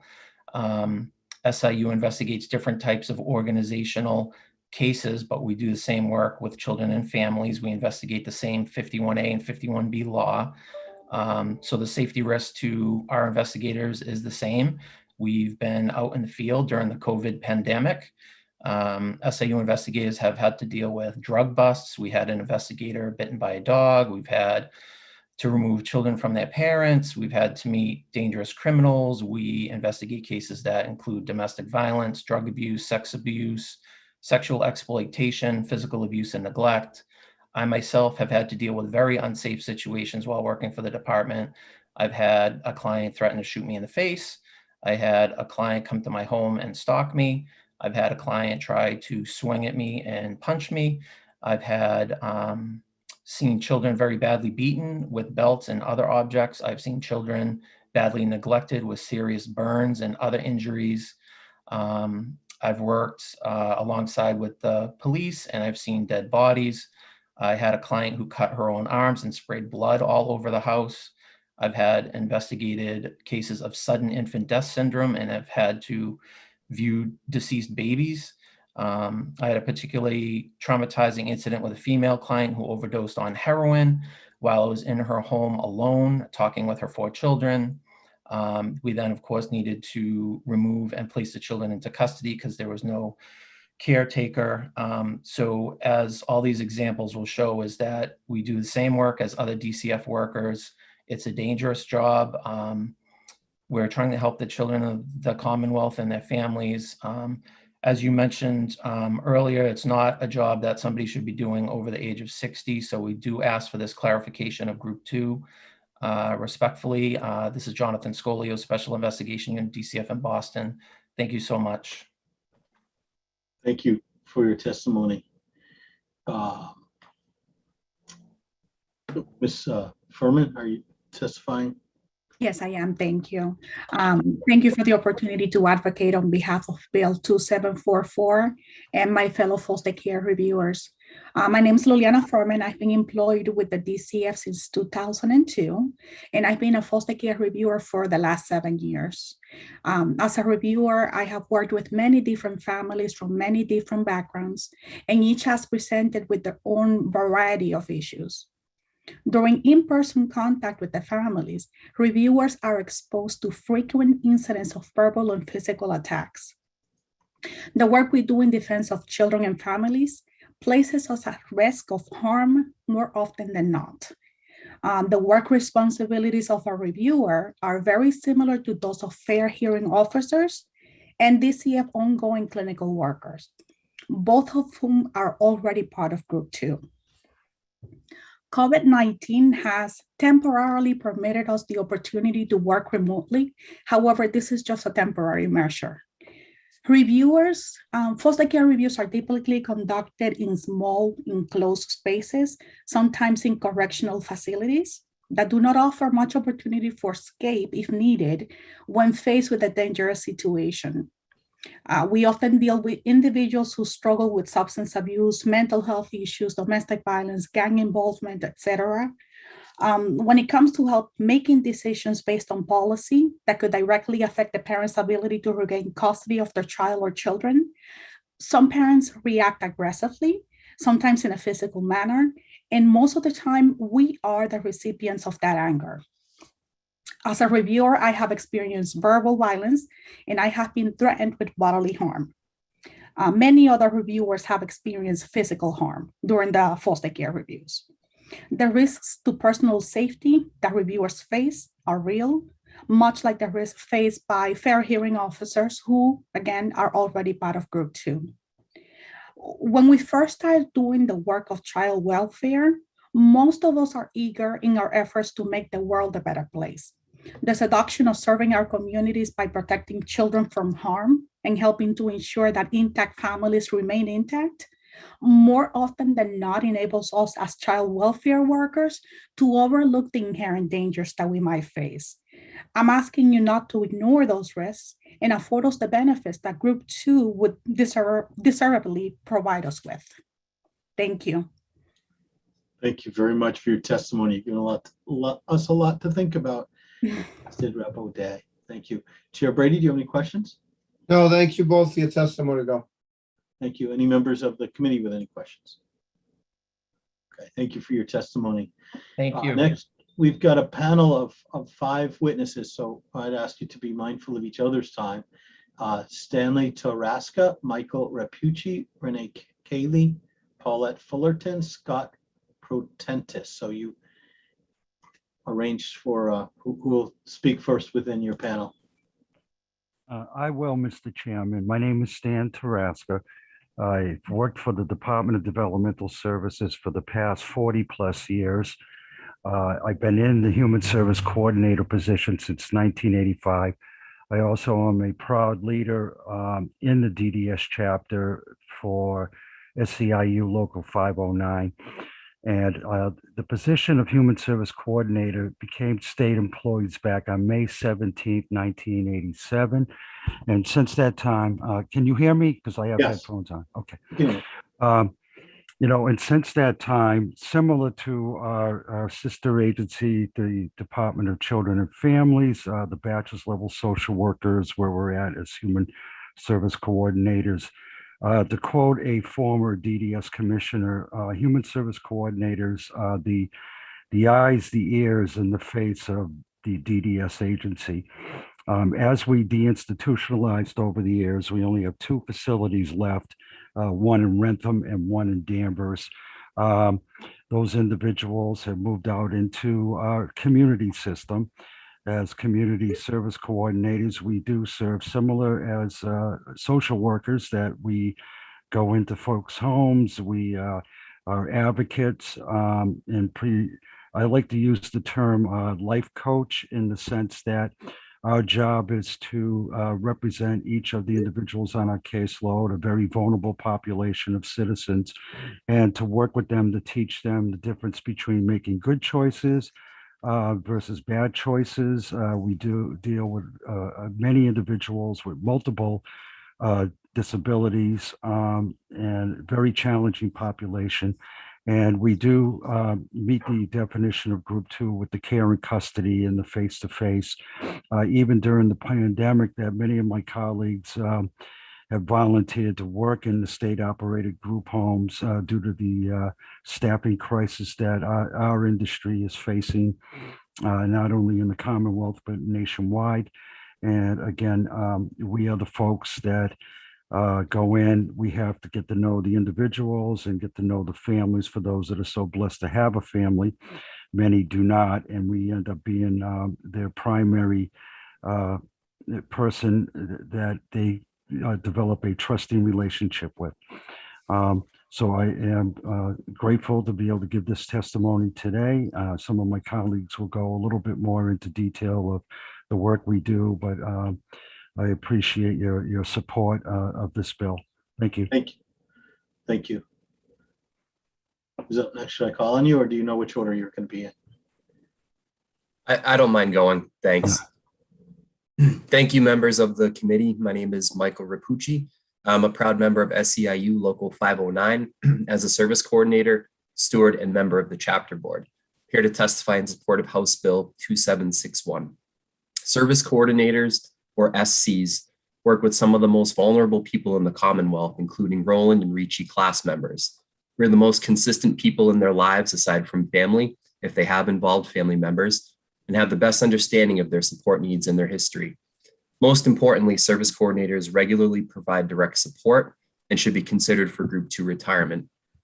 SCs go into group homes and day programs regularly to not only monitor, but to give on-the-spot trainings to staff in behavior programs, as well as various protocols, including oxygen and seizure protocols, among others.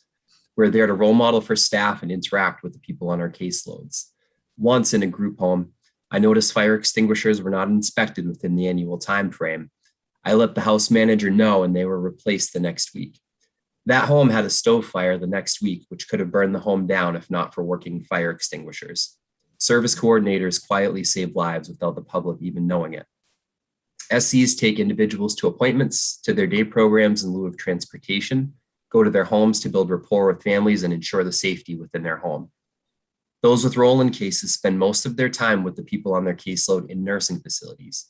They assist them with their communication devices, help transport them to classrooms, assist the instructor with activities, and ensure the staff know how to best work with the individual. SCs all visit with and advocate for individuals who are hospitalized. During the early stages of COVID-19, as Stan referenced, SCs were on the front line to ensure those who lived independently had food, water, medications, and other necessities. That meant going out and purchasing those items for the person and delivering them directly. Once I delivered a grocery store gift card to a family who, through tears, said thank you. I wasn't sure how we would eat next week. We were promptly able to get that person on DTA assistance the following week. During the current stages of the pandemic, many SCs are volunteering to work in state-operated group homes to help address the staffing crisis. Also, if the COOP plan goes into effect, SCs are the first group to be mandated to go to work in the group homes. These examples are just a small sample of the direct care work service coordinators do each week. Quietly, we put our heads down and get to work, expecting not much in return, but thank yous we occasionally get. We're behavior specialists, nurses, doctors, direct support workers, program directors, house managers, and program coordinators all wrapped into one. We must be the experts in many fields, from Social Security to DTA to Medicaid and Medicare and everything in between. As such, we deserve consideration for Group 2 retirement. Thank you for your time. Thank you. Who's next? I can go. Okay. This is Renee Cayley. Hi. My name is Renee Cayley. I'm a DDS service coordinator based in Pittsfield and a proud member of SEIU Local 509. I'm here to testify in support of House Bill number HB 2761. I've been a service coordinator for 22 years. I write numerous evaluations, assessments, and reports, but what I'd like to talk to you about today is some of the important aspects of my job that I find most meaningful, important, and essential. To truly know the people on our caseloads, service coordinators must have regular, direct, face-to-face contact with each person. I see people in their homes, at day programs, at work sites, and in community settings. I often explain and model ISP goals to staff, and I teach life skills to people on my caseload. I've assisted with fire drill evacuations, shown people how to cook simple meals, and most recently navigated people through the complexities of Zoom. I've sat on the floor providing comfort to someone having a seizure and have taken deep breaths with someone as they are using DBT skills. Several people on my caseload have experienced trauma and live with mental health conditions, including post-traumatic stress disorder. Their feelings can lead to them acting in a way that puts them at risk to themselves or others. It is often necessary to advocate for them during outpatient and inpatient psychiatric care or in a crisis stabilization setting.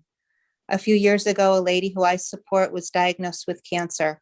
Beside her husband, who was also on my caseload, she had limited local family assistance. In addition to driving her to testing, surgery, and chemo, she and her husband relied on me to navigate the often confusing medical services that coincide with cancer treatment. I am happy to say that she survived her cancer and is healthy today, but I humbly report that she and her family were grateful for my advocacy. Families of those we serve are not always happy with DDS involvement. At times when I have worked for the benefit of the person on my caseload, it is conflicted with the wishes and actions of their family. I've stood by people in court as they have asked for restraining orders against family caregivers. I've supported people on my caseload as unresponsive and often abusive family members have been removed as guardians. I and many of my fellow SCs have been yelled at, cursed at, spit upon, and threatened with physical violence. COVID-19 has led to changes for all of us. The people who I support are among the most vulnerable in the Commonwealth. At this time, DDS is facing a staffing crisis in our state-operated homes. I have volunteered to work direct care if I am called. If the COOP plan is enacted, service coordinators will be mandated to provide direct care before other employees of DDS. As always, we are ready to serve. Thank you for your time. Thank you very much for your testimony. And we have two panelists left. I don't know what we have left in the 12 minutes, but. Paulette Fullerton speaking here. Good morning, panel. My name is Paulette Fullerton. I am a human service coordinator for DDS based in the Berkshire area office. I have worked for DDS for over 19 years. I'm also a proud member of SEIU Local 509. I'm here to testify in support of House Bill 2761, an act relative to employment benefits of certain employees of DDS. Although some of my job is administrative, I have in-person contact with individuals with whom I provide service. I often take individuals to doctors and dentist appointment, kata dance classes, to the hairdressers, grocery shopping, to the court for their hearings, shop for personal items, including clothing and other sundry things as needed. I am a role model for the staff in the homes and direct service staff for the families with whom I work. Those families rely on me for many supports that they need. These are my reasons for requesting that service coordinators be recategorized and included in House Bill 2761, which would be Group 2 classification. Additionally, many service coordinators are currently volunteering to go into homes, acting as the AFSCME, which is the American Federation of State, County, and Municipal Employee Members. And this is happening due to the crisis and staff shortage that we are having. We are working in direct contact with the individuals. If and when the co-op plan is enacted, we will be mandated to the homes to provide direct care, and we will be the first DDS employees to do so. Thank you for taking your time to listen to me. Thank you. Scott Protentis, are you there? As a panelist? Scott, are you there? Okay, well, thank you very much to this panel. Again, you raised very important issues. Chair Brady, do you have questions for the panel? No, thank you for the panel for your testimony. Thank you very much. Members of the Thank you, committee? Mr. Chair. Okay. Next up, we have a panel involving, I believe it's Taya and Joran. I may not be pronouncing that right. Thomas Anthony, Anita Grimes.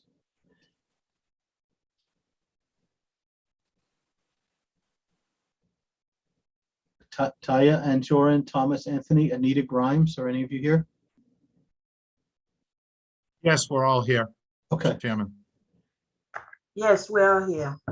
Okay, go ahead, one of you kick it off.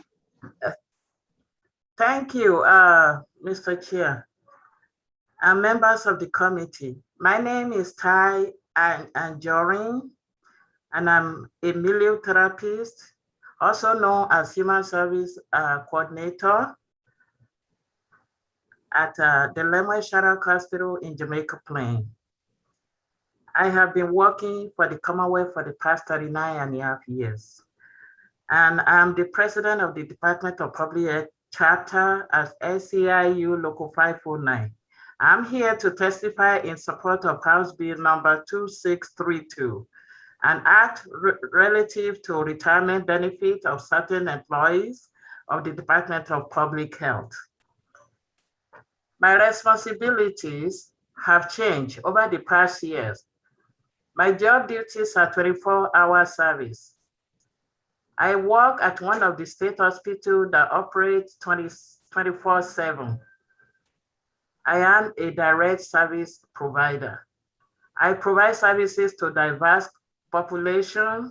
Many of the patients whom I serve are admitted with multiple problems like homelessness, substance abuse, psychiatric issue, in addition to their medical diagnosis.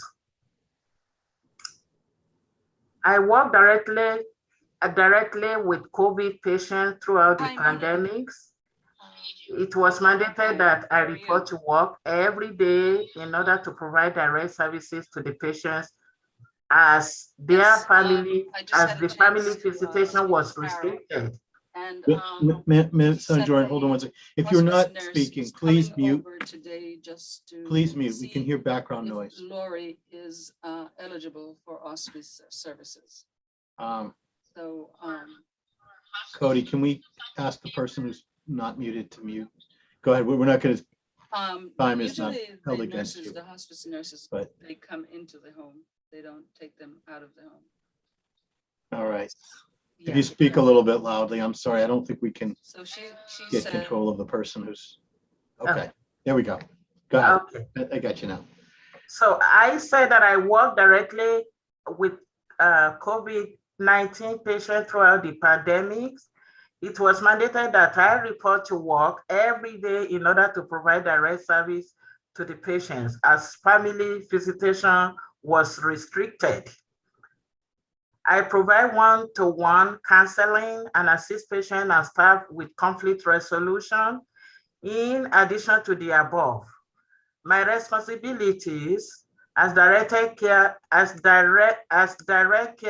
provider include, but is not limited to, room searches for banned and illicit items, supervision of patients to ensure safety on the unit, problem solving, life skills support, providing of family support during and after the COVID-19 pandemic crisis.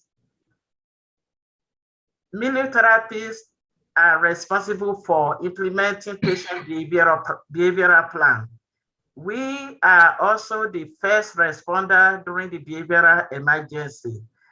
My personal experience during the course of my career with the Commonwealth, working as a human service coordinator or milieu therapist, range from finding a gun in patient belongings during the room search. I have been punched on the face by a psych patient. Also, a patient threw a hot cup of coffee on my face. So, and I experienced different level of trauma during each incident. So in lieu of this, I will appreciate if the committee could support the House Bill number 2632 for certain employee of the DPH. Thank you. Thank you for your testimony, and I'm sorry for your experiences, but thank you for what you do for this Commonwealth. Thank you. Next up on the panel, we got Thomas or Anita.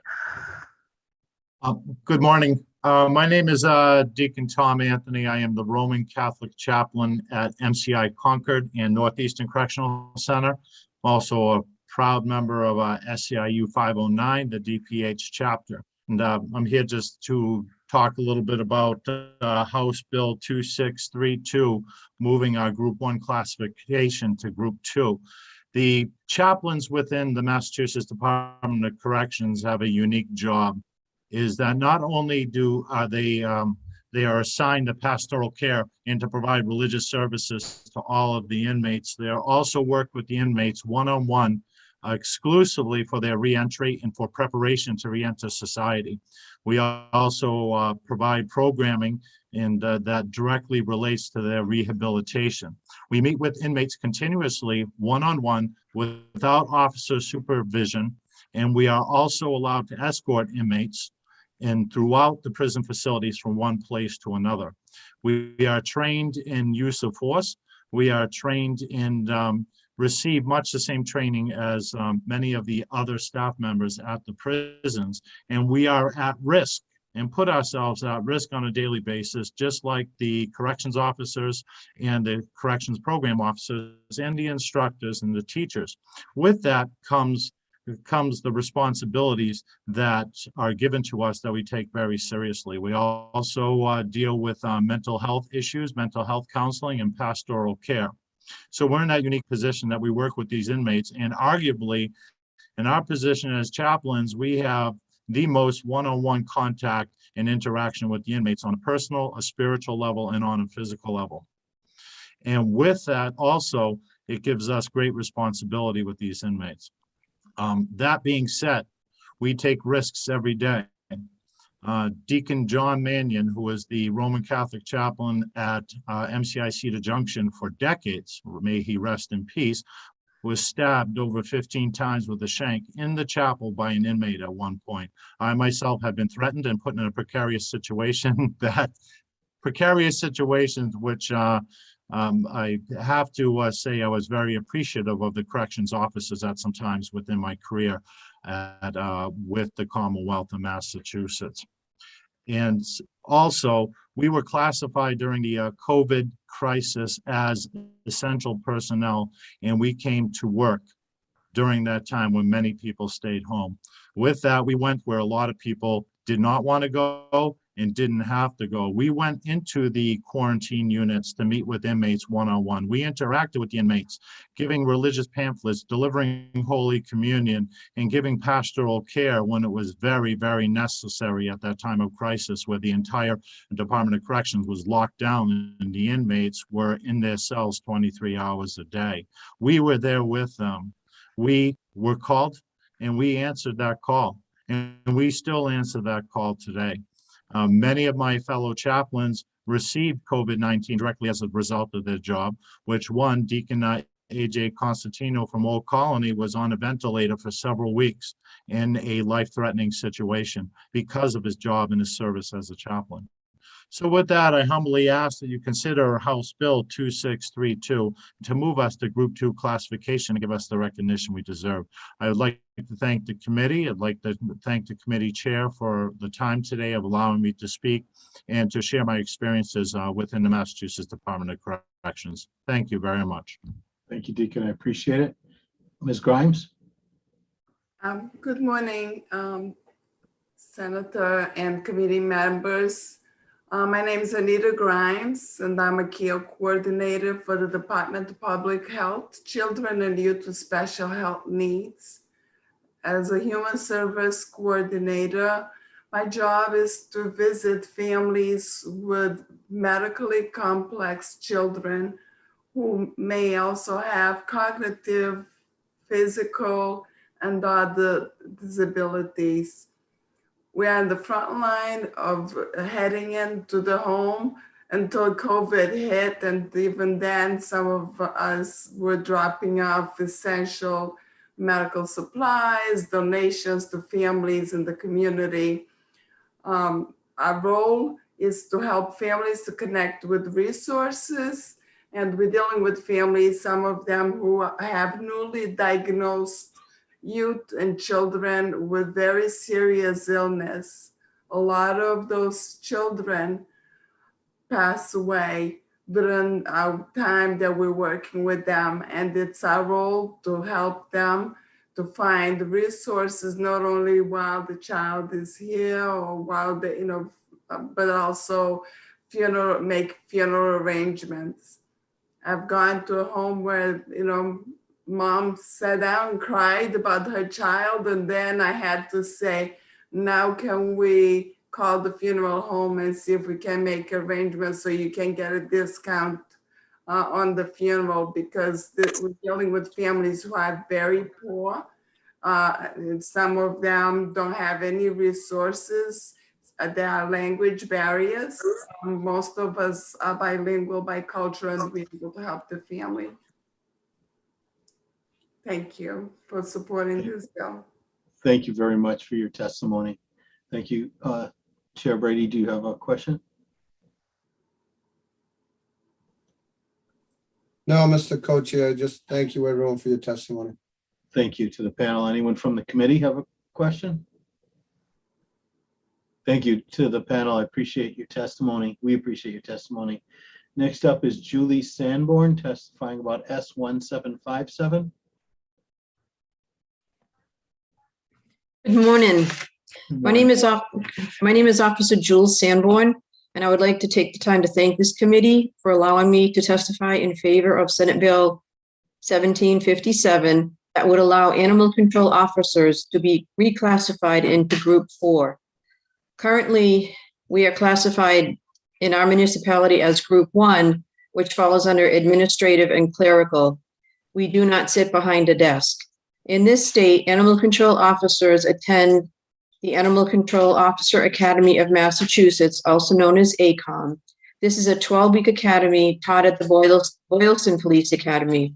The academy covers topics such as investigation of animal cruelty and neglect, report writing, current animal control laws and regulations in Massachusetts, animal first aid, and CPR. This is only a list of the few things that the academy covers. In addition, each student walks away with tactical de-escalation techniques, baton certification, and OC pepper spray certification. Many animal control officers carry handguns or tactical knives. Many are issued ballistic vests for protection. I am employed by the city of Springfield, Massachusetts. We have 5 full-time officers. Our municipality also covers Chicopee and Holyoke. I am a sitting member on the ACOM board, serving as the vice president of Western Mass and currently the co-director of the academy. We serve our communities 24 hours a day, 7 days a week. Animal control officers have come a long way from being referred to as the dog catcher.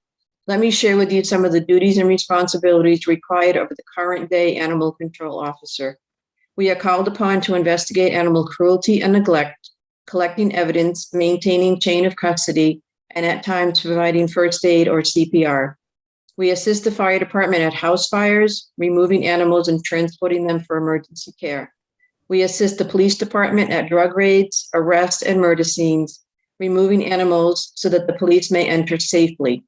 We assist code enforcement with hoarding situations, sometimes removing hundreds of animals from just one home. We respond and assist EMS at motor vehicle accidents involving animals. We investigate animal bites and attacks and issue the necessary quarantines. We respond to situations involving deceased persons, removing their pets, and bringing the animals in for protective custody. We attend dangerous and nuisance dog hearings, offering an impartial and unbiased opinion. We assist DCF, domestic violence victims, and even our homeless population who travel with their beloved pets. In addition, we deal with wildlife and the risk of rabies in our communities. Every response receives a detailed written report. We meet with district attorneys to prepare our cases involving cruelty and neglect, and we testify for those very cases. Every day we put our lives on the line, protecting our community from dangerous animals, and sadly, protecting the animals from dangerous people. We are mandated reporters. We are first responders, essential workers, and officers, protecting and serving our communities. We are working through the pandemic. We work through inclement weather and at times natural disasters. Our service to our community does not stop at 5 p.m. Animal control is a 24-hour operation. When our shift ends, our on-call begins. Our job is 24 hours on the street, not behind a desk. We are proud, professional, compassionate, and dedicated officers. We are not dog catchers, pound keepers, or dog patrol. We wear a police-type uniform, a ballistic vest, and a badge that is engraved with Massachusetts Animal Control Officer. We carry a baton, pepper spray, and tactical weapons. Ma'am, I'm sorry, but I think we've gone beyond the 3 minutes. Again, if you want to submit video or written testimony, it will have just as much force as the remainder of what you intended to say. Thank you, sir. Before us, but thank you. And I really do appreciate the work that the animal control officers do. It helps a lot of residents in so many different ways. And this committee is aware of that. Senator Brady. Thank you, Mr. Cochi. I don't know if you can answer this, officer, but towards the end of the summer, there was a concern about some wild birds carrying diseases, and they had asked residents to not put food in their bird feeders and so forth. And I don't know if you have any information on that. Has that ended, or are you aware of that at all? We're not aware of it continuing. There were some birds. West Nile, is one thing that we always consider, but we always recommend that during the summer people not feed birds. They can find food on their own. Right. Thank you. Thank you, Mr. Co-Chair. Thank you very much. Anyone else? Okay, thank you very much for your testimony. Next up, we have a panel involving Sarah Fenton, Bill McKeon, and Bobby Shields. Bobby, the way that you've signed up. Mr. Shields, I see you on the screen. Do you want to start off, or someone else on the panel? You got to unmute. Okay. We're looking for Sarah Fenton. Hi, I can start. Okay. Thank you. Thank you, Chairs Gordon and Brady, and members of the committee. My name is Sarah Fenton. I'm a member of SEIU Local 509 with the chapter on public safety.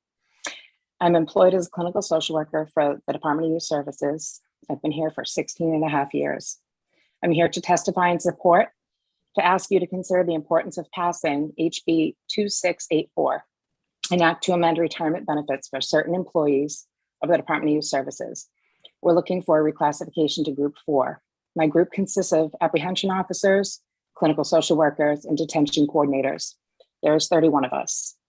I oversee all the mental health and behavioral health of my clients in this setting. We're placed in the state's locked hardware secure facilities, managing the clients with the most serious level of risk and highest level of charges. My population's typical age range is from 17 to 20 years old. I've encountered many dangerous situations while working to provide therapy and rehabilitative services to our young people.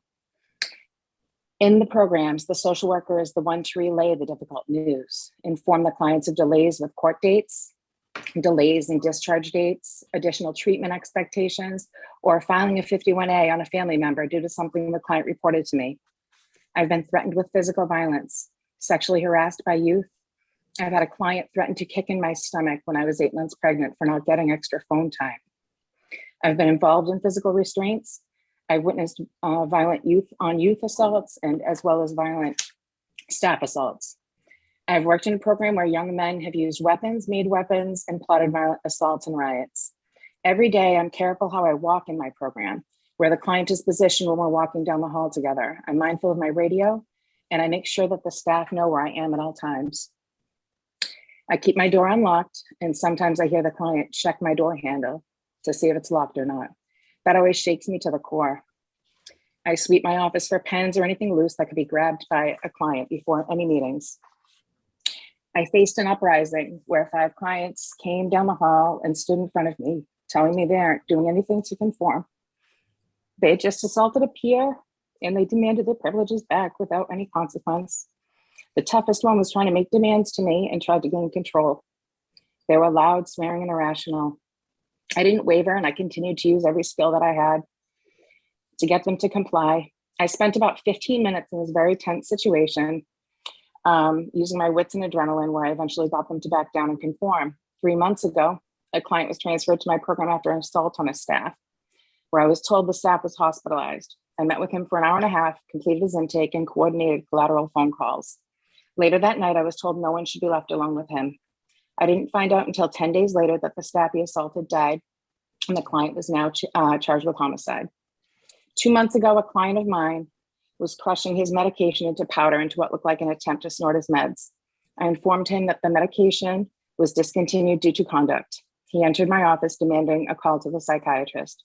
When I told him I won't place a call to his demand, he grabbed my monitor and computer and smashed it all over my office in little pieces. It took about 5 people to restrain him and calm him down. My fellow colleagues in other locked hardware secure settings have reported being assaulted by youth. One was kneed in the head while breaking up a fight. One was violently and horrifically assaulted. Clients have attempted to get their personal information, have made threats to rape them, have made threats to sexually assault them. One colleague had a client attempt to stab her with a pork bone. Many of our counterparts have been in restraints and assisted in riots. Many of us have nightmares and a very heightened startled response that most people don't have.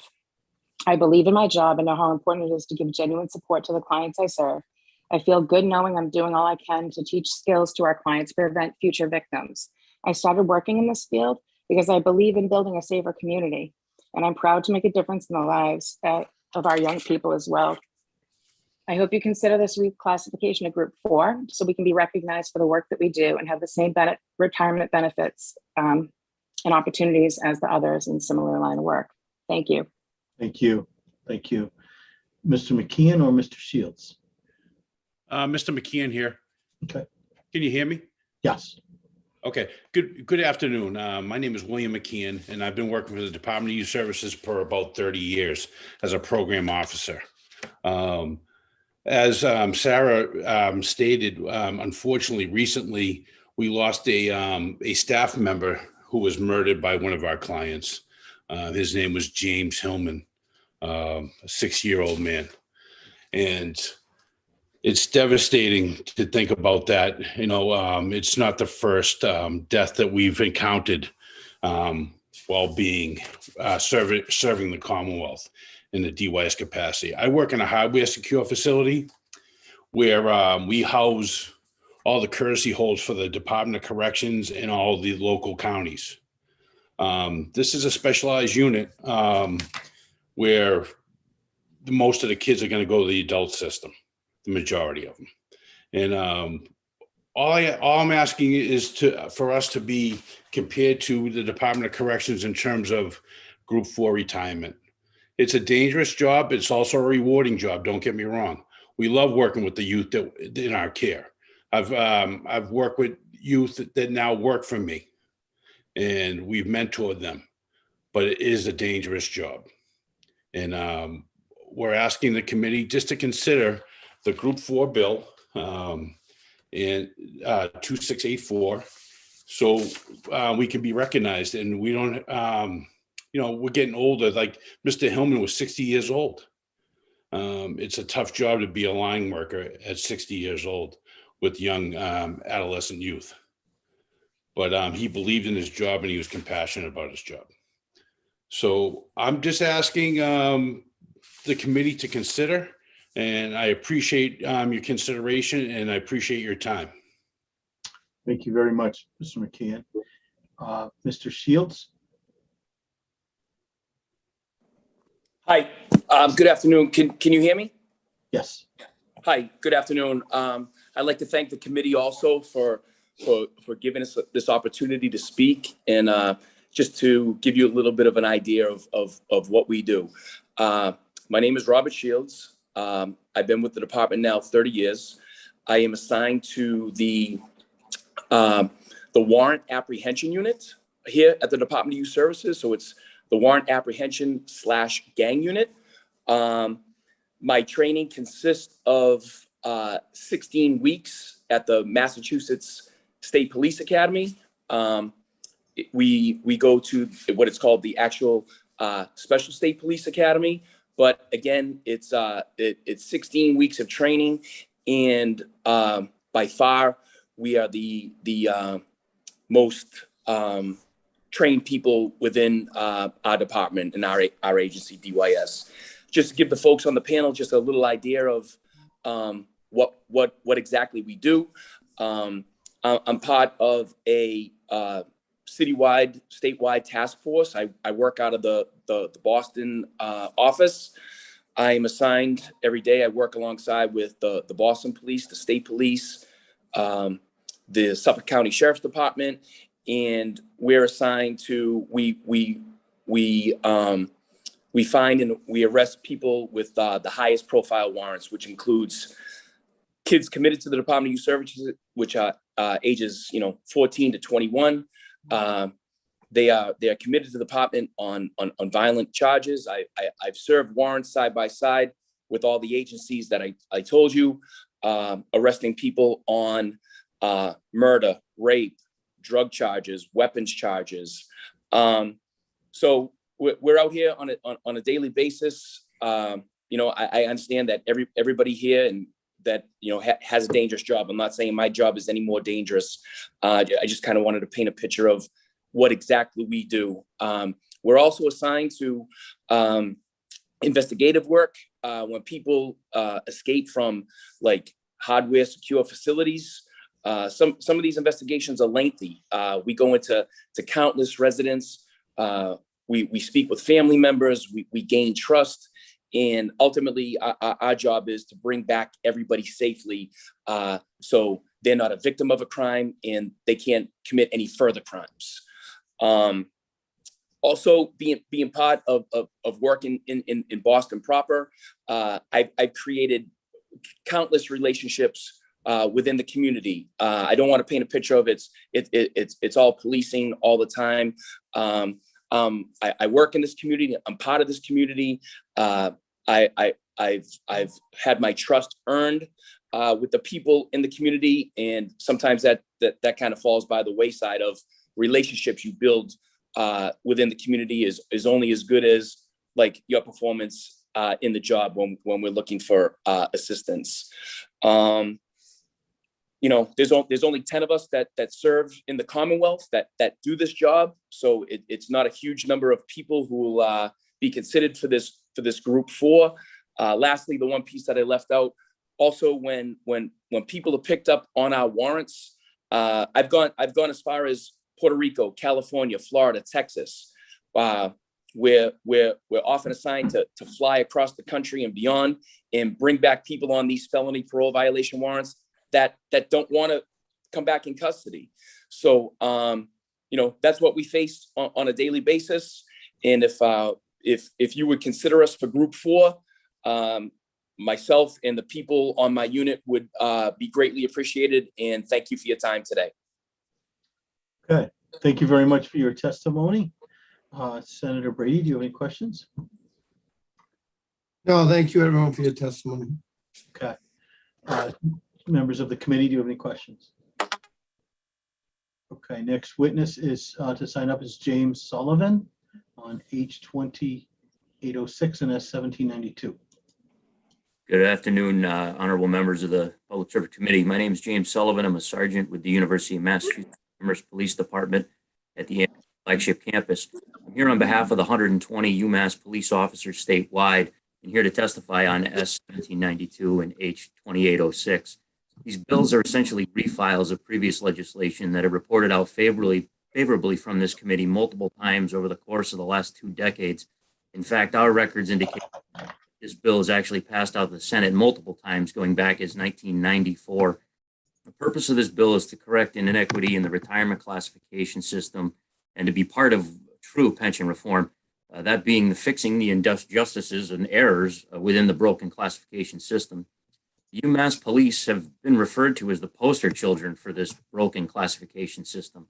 The perplexing inequities of this system are highlighted in the 2006 Blue Ribbon Pension Reform Commission when its report on legislation and report to the legislature and the commission used the Group 2 retirement classification of the UMass police as an example of the inconsistencies within the broken system itself. An egregious example of the broken retirement system exists within the status of police officers that leave municipal police jobs under Group 4 in order to join the UMass police and then are removed, or rather moved, to Group 2 when they join us. What's even more inexplicable is the fact that these police officers who've lost their full-time Group 4 classification retain their prorated Group 4 classification when working part-time for the municipalities with which they left. In addition to this, Group 2 UMass police officers receive prorated Group 4 classification for work in part-time or reserve intermittent officer capacity as police chiefs or other municipality police departments. For an example, even within our own ranks, the UMass Worcester Police Chief is a Group 4 officer themselves. They're the only officer within our entire rank that is a Group 4 officer, and that was made that way by special legislation. We've had bleed out and people training and transfer. In 2016, I offered testimony to this committee relative to what we refer to as the train and transfer crisis. UMass police force is a rating ground for other police agencies that don't have to pay the cost to train police officers for municipalities or other state services once the UMass police have paid to the initial cost to train them.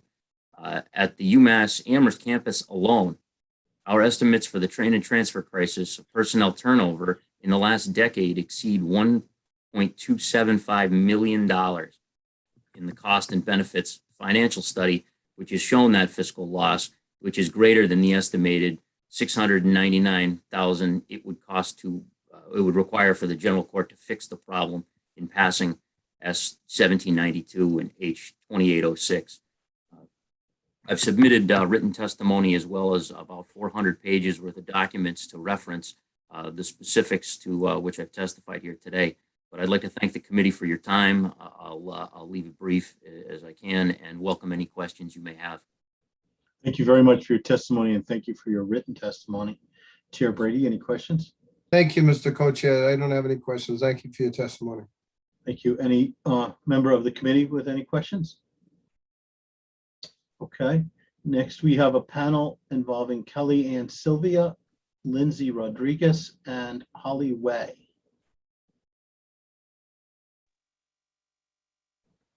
Good afternoon. Can you hear me? We can. Okay. I'm in my car, so I apologize.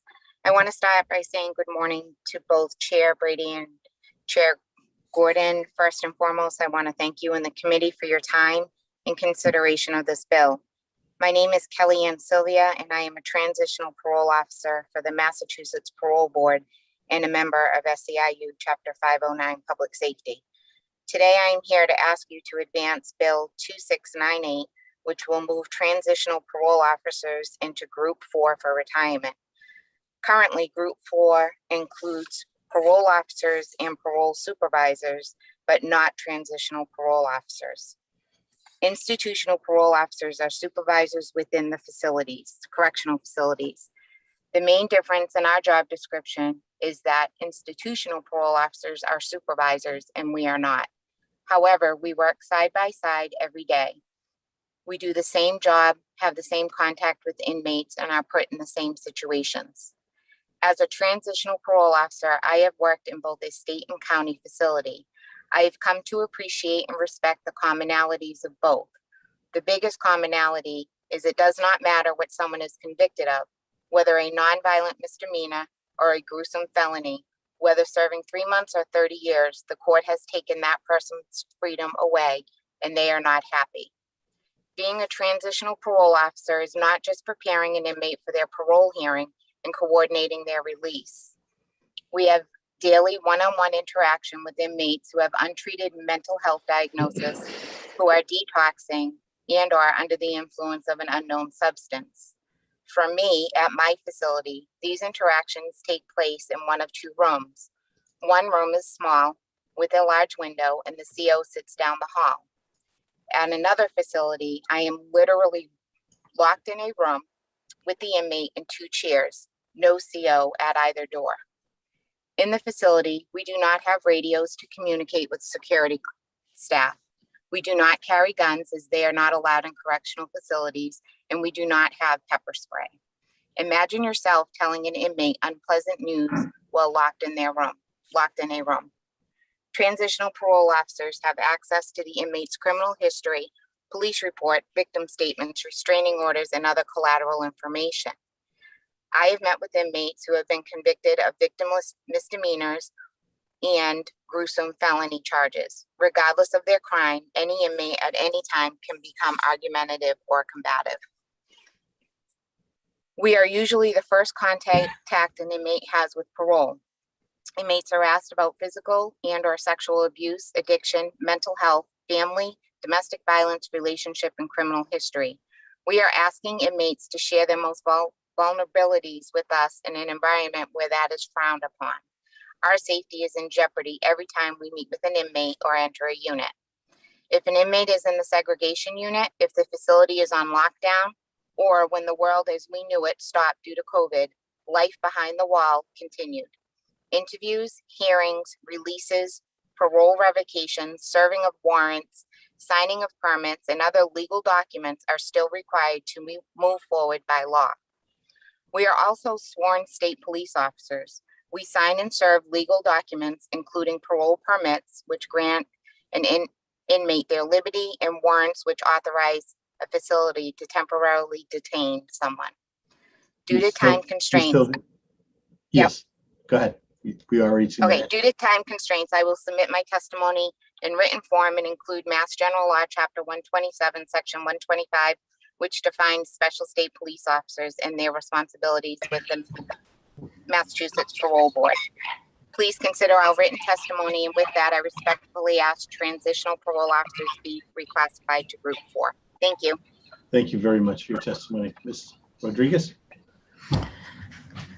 Good afternoon. Thank you for allowing me to speak in front of you today on House Bill 2698. My name is Lindsay Rodriguez. I have been employed by the state of Massachusetts for over 8 years, and for the past 4 years, I've held the title of Transitional Parole Officer, or a TPO, with the Massachusetts Parole Board.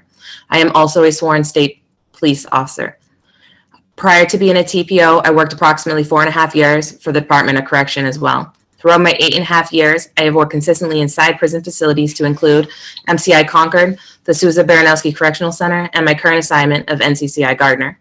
Every day I am searched, deprived of my personal belongings, and equipped with only a radio to walk alone past violent criminals who are no murderers, sex offenders with drug addictions, and major mental health concerns to my office in the center of a camp.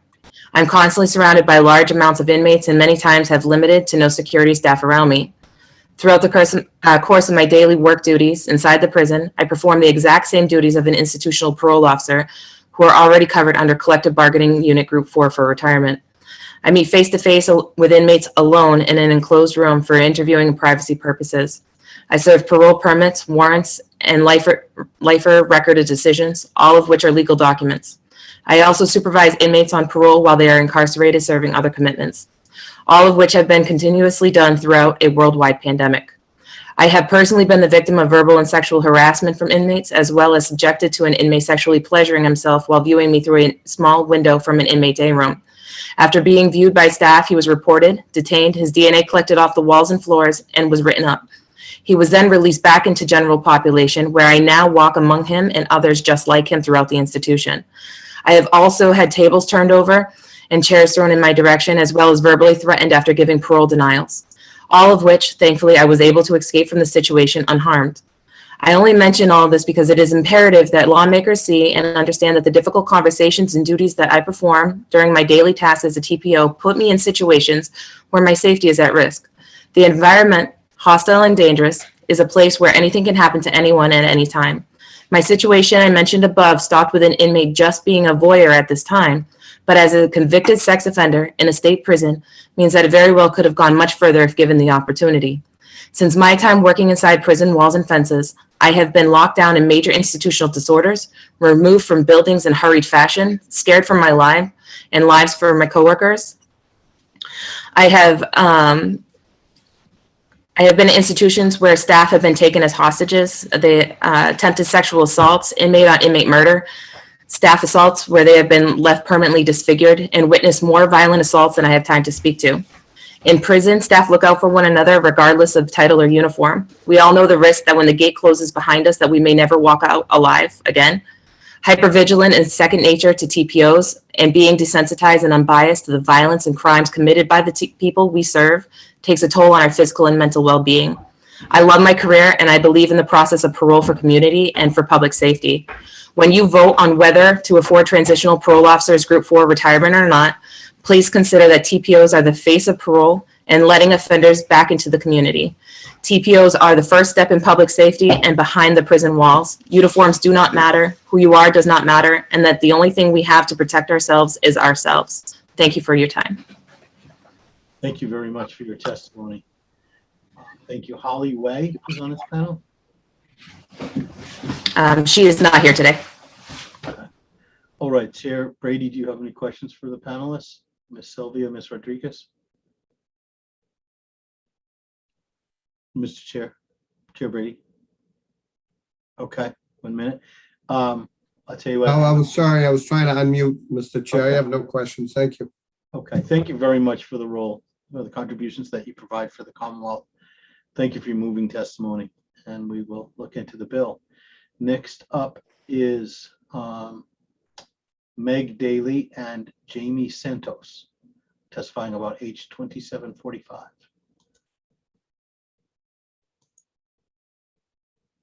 Meg Daly, Jamie Santos. Good morning. I'm Correction Program Officer Meg Daly. Jamie Santos will not be able to join us today. We will send a written testimony later for that. Thank you. Thank you, Chairs Gordon and Brady and members of the committee. My name is Meg Daly. I'm a Correction Program Officer, a CPO, currently at Security Prison of Palmville Correctional Center, working for the Department of Correction. I'm also a member of the SEIU Local 509, Chapter Public Safety, COPS Chapter. I'm pending approval currently for a recording secretary to be a more active member in our union. I'm here to testify in support of House Bill 2745, an act to ensure fairness and retirement benefits for certain employees of the Department of Correction. Bringing this short testimony through reasons quickly to touch base on support of Group 4 retirement, I begin with how a CPO must begin their career. We must go through the exact same academy side by side in brown uniforms with our correction officer coworkers, where you're required to complete at the end a fight for your life component prior to graduating for your 8 weeks. You sit side by side each day, having lunch, studying, and taking tests together with these correction officers, recreation officers, maintenance instructors, and industrial instructors. We undergo the same gas chamber training, the same pepper spray training with a weapon control during a high-risk scenario to check responsiveness of the employees under these situations. We're required to undergo training every year, as well as know how to properly use security equipment on a daily basis. We travel, often alone, in department vehicles with inmates daily. These are the same inmates that come from Sousa Baranowski, the maximum security prison. They might have had federal detainment time. They might have had county time. They might have been DYS or DCF custody in their previous stays before becoming an adult. We've overseen classification status for inmates, which ensures a security level at every facility. We also cooperate with multiple agencies, state police troopers of Massachusetts, the local police departments, probation agencies, in-state and out-of-state police departments, and a multitude of other law enforcement agencies, not to mention Department of Children and Families, to try and rehabilitate family members that are incarcerated with their children on the outside. We also coordinate with multiple courts throughout Massachusetts and throughout the county, as well as my fellow COPS chapter members supporting House Bill 2684 and House Bill 2698. As also previously having time serving as a transitional parole officer, I understand the support of my fellow coworkers here as well. Every year we do at least 40 hours mandatory training for de-escalation techniques, use of force, just to name a couple, as well as other trainings such as urinalysis training, breathalyzer training, safety concerns, mental health for inmate population, as well as what to look out for your fellow coworkers and staff. We're considered essential. We go through training with different colored uniforms, but we would like to advocate for equal retirement grouping for our counterparts who work side by side every day through these lengthy careers. We take an oath as officers. Wearing a badge, we respond as essential responders. We go through self-defense training during regular and normal times, as well as this pandemic crisis we have encountered. We meet with inmates one-on-one, as well as in large group of inmates, where you are very well outnumbered. Many years ago, we may have been viewed differently as maybe just paper pushers with no security training. However, as times have changed, so has our role. So has our respect to our retirement. Correction program officers are in direct contact with the same inmate population as our coworkers in different colored uniforms within the same correctional facilities. We walk through those gates the same way every day. We don't know what we're going to face. During day-to-day, you could be involved in the use of force, an altercation with a mentally unstable individual, an escape, a PREA inmate to inmate situation, a sexual exposure, a weapon exposure, or threats to you and your family. We will submit written testimony as well to support this House Bill 2745 for further consideration. And I thank you for your time and consideration in this as well. I appreciate your contribution to the testimony in this bill. Chair Brady, questions? Thank you for your testimony as well. Thank you. Thank you. Any questions from anyone on the committee? Okay, hearing none, thank you very much for your testimony. We'll move on to Chief Gene Doherty from the Fire Chiefs of Mass. Chief Doherty, are you here? Chief Doherty? Okay. We next have a panel on 1690 S1690, Corey Bambridi and Kwesi Ablordeppy.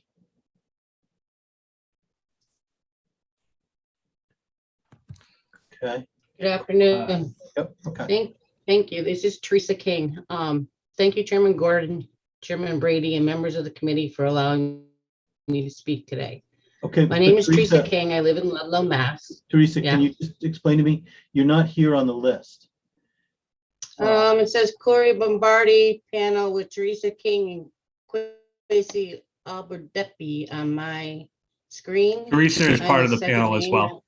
Okay. All right. Then go ahead. It's on there. I don't have it on my as far as I list, can but that's see. fine. I believe you. Yeah, it's part, Sorry it's in the about chat, that. Mr. Chair. Yep. Go ahead. Thank you. Thank you again, Chairman Gordon, Chairman Brady, and members of the committee for allowing me to speak today. My name is Teresa King. I live in Ludlow, Massachusetts. I've worked at the Holyoke Soldiers Home for more than 20 years as an LPN2. I come before you to testify in support of S1690, an act relative to retirement benefits for RNs, LPNs, CNAs, rec therapists, and physical therapist assistants in both Holyoke and Chelsea homes. This bill would ensure that caregivers like myself receive retirement benefits well we deserve by placing us in Group 2, allowing us to retire with honor and dignity. Having worked in a LAC care memory unit, I already qualify for Group 2. I'm here today to speak on behalf of my coworkers. Staff working in the LAC unit qualify for Group 2 retirement. What doesn't make any sense is that other staff throughout the building rotate or float to cover us when we're off or there's vacant positions. For an example, in the past year, all of the 3 to 11 nurses have left except one. They've all either retired or left by other means. This means other staff has had to cover these shifts. That's just an example of staff floating in and out of the LAC unit. It happens on all shifts. It is assumed all behaviors occur on this unit since it's LAC. This isn't true. From July 2020 to September 2021, there were 40 reported incidents of veteran to staff physical behaviors that did not occur on that LAC unit. That's 40 times a staff member thought it was severe enough to report. There was also 36 verbal threats to staff members on other units. 12 members have reported injury from these occurrences. All of our units do not have veterans who unsafely wander need to be locked, but all our units do have veterans with diagnoses of PTSD, schizophrenia, dementia, and behavioral disturbances, which many other diagnoses that can cause behavioral incidents. During the years I have worked here, I've witnessed staff on all units being hit, pushed, pinched, bitten, and even choked. This does not mean all our veterans have these behaviors. Our staff work hard to develop individual care plans and work on individual approaches to prevent these incidents. We work hard to prevent the need for physical and chemical restraints. However, when these behaviors do occur, we should acknowledge that they occur on all units, not just the LAC unit. As such, all units and all staff should qualify for Group 2. I strongly recommend S1690 favorably for the passage, and thank you again for the opportunity to testify. And I just want to add that it's an honor and a privilege to care for our veterans who have fought for our country. Thank you. Thank you very much. Any questions? Thank you for the job that you do. Let's, is it, I'm not aware of the order, but I know you have one. Is it Mr. Bambridi who's next? Yes. Thank you, Chairman Gordon. Thank you, Chairman Brady, for letting me speak today. My name is Corey Bombrady. I'm a staff representative for SEIU Local 888. I cover state workers throughout the Commonwealth, as well as the members in Holyoke Soldiers Home. I speak today in front of you to testify in support for Senate Bill 1690. So I'm just going to give you some facts, and I'm going to be followed up by Cressy Alberdepi. I want to mention that the facility is currently only operating at a 35% capacity. During the pandemic, we lost 77 of our veterans, over 30% of the capacity in the building. The Holyoke Soldiers Home currently has 87 veterans under their care. Currently, the employees who work in the locked unit qualify for Group 2, as Teresa said. There are currently 67 veterans in the facility that have dementia. 77% of the current veterans in the building have dementia. Currently, only 10 of those 67 veterans are in a locked unit. So 77% of the total veterans in the facility have dementia, but only 14% of those veterans are in a locked unit. The locked unit is what has been used to trigger the Group 2 pension. Clearly over the past several years, they've had an overabundance of memory care veterans, basically creating the entire facility is considered a locked unit. 27 of the veterans in the facility have documented psychiatric diagnosis, excluding the diagnosis of depression and dementia. 47 of the veterans show signs and symptoms of depression, over 54% of the veterans in the building. Over the past few years, veterans in the memory care unit have been moved out of the locked units due to the overwhelming number of veterans with dementia. The whole facility is currently used as a locked unit based on the data. There has been over 40 acts, as Teresa said, of aggression, reportable aggression, not on the locked units. All of our members are at risk of physical harm while working, while only a small percentages are awarded Group 2 benefits. As Teresa said, Teresa already qualifies for Group 2. Kwesi Alberdepi is going to talk next. He also qualifies for Group 2. What they're doing today is fighting on behalf of all of their coworkers in the facility. Thank you. Mr. Alberdepi? Can you hear me? Yes. Okay. Thank you, Chairman Gordon, Chairman Brady, and members of the committee for allowing me to speak today. My name is Kwesi Ablodepi. I live in Springfield, Massachusetts, and I've worked at Holyoke Soldiers Home for the past 21 years. I'm currently the chapter president and executive board member of SEIU 888. I come before you today to testify in support of the Bill S-1690, an act relative to retirement benefit for RN, LPNs, CNAs, recreational therapists, physical therapists, located in both Holyoke and Chelsea Soldiers Home. This bill will ensure that caregivers like myself receive the retirement benefit we deserve by placing us in Group 2, allowing us to retire with honor and dignity. Having worked in the locked memory care unit, I already qualify for the Group 2, as my previous speaker said. I'm here today to speak on behalf of my co-workers. I just want to highlight a little bit of what we do. I work there as a CNA, and I've seen so many abuse on my staff, especially the CNA who are the frontline workers. I've seen so many of them broken their wrist, even their femur. And I use myself, for example, as 8 years ago, I almost lost my left eye by one of the veterans hitting me with a shoe. Okay, I ended up in a Holyoke hospital whereby I was treated and I discharged. When we look at the risk factor that the job that we do over there, we are not supposed to be in Group 1. We are supposed to be in Group 2. So I'm asking the panel committee to look into it and place us in the right group that we deserve as direct care workers, as the classification is specified in your language. During the pandemic, I realized most of my members get hurt. People who are working overtime get hurt through taking the veterans to the bathroom, shower, all those things. They get hurt. So you can see the toughness and the hard work that our people sacrifice their life doing at Holyoke Soldiers Home. So on that note, I will encourage and I will strongly recommend that the S-1690 favorable for passage, and thank you again for allowing me to speak before you. Thank you very much, Mr. Ablodepi. Thank you for the role that you play in your contributions to the Commonwealth, and everyone on the panel. Thank you for that. Senator Brady, Chair Brady, do you have any questions? Thank you, Mr. Co-Chair.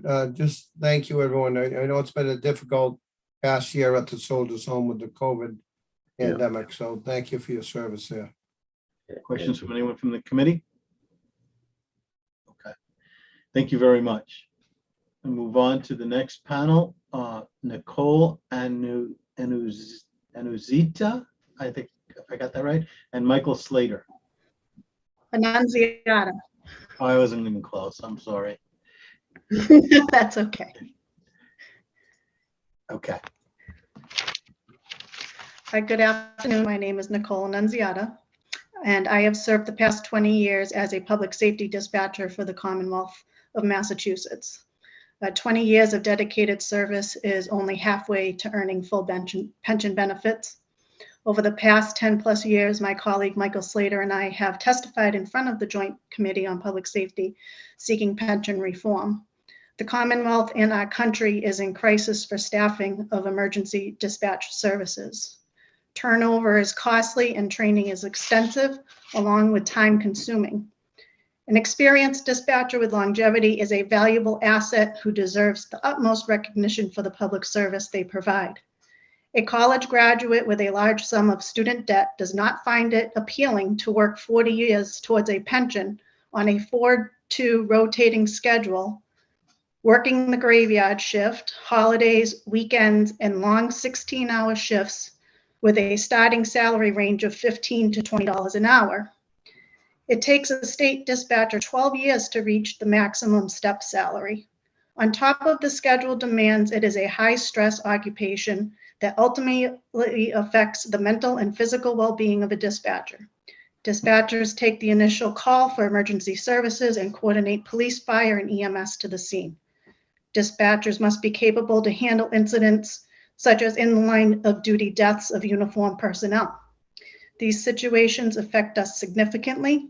I personally have been on duty for numerous tragedies where officers had loss of life, and I had worked side by side with them for many years.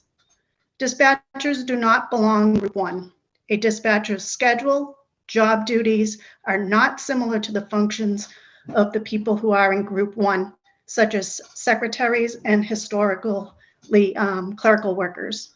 Secretaries are not required to answer a phone at 2 a.m. and calm a person down enough so they can have them administer Narcan to a family member or a friend who is overdosing. Secretaries do not have to calm a father who just found their toddler unresponsive in their swimming pool. Dispatcher must be able to provide life-saving pre-arrival medical instructions and at the same time multitask all assets to the scene. Secretaries do not have to calm a mother who just returned from grabbing some milk down at the local store to find her teenage son deceased from a self-inflicted gunshot wound to the head. Secretaries do not need to listen to a motorist burn alive because their vehicle rolled over and they are trapped inside of it and cannot get out. These scenarios are situations that I personally have handled on 911 calls. The gravity of what we hear each and every day and the horrors that one human being can inflict on another is overwhelming at times. And to have to consider working 20 more years of listening to this type of tragedy over and over and the negativeness day in and day out of the shift work that we do. And we have not stopped. We have continued to work our dispatch consoles through COVID, through all the changes. We also endure a lot of technological changes in which we have to obtain more training. We have to keep concurrent on that training, and the technology just keeps enhancing. Therefore, we have to, as we get older, learn to conform to the new technology. When I first started dispatching, we didn't have mapping systems. We didn't know where people were when they were calling on their cell phone. Now cell phones are so sophisticated that I could tell you exactly where you are. So I personally have had to grow significantly. Thank you. I'm going to ask you to wrap up because we're beyond the 3 minutes. Sure. Okay.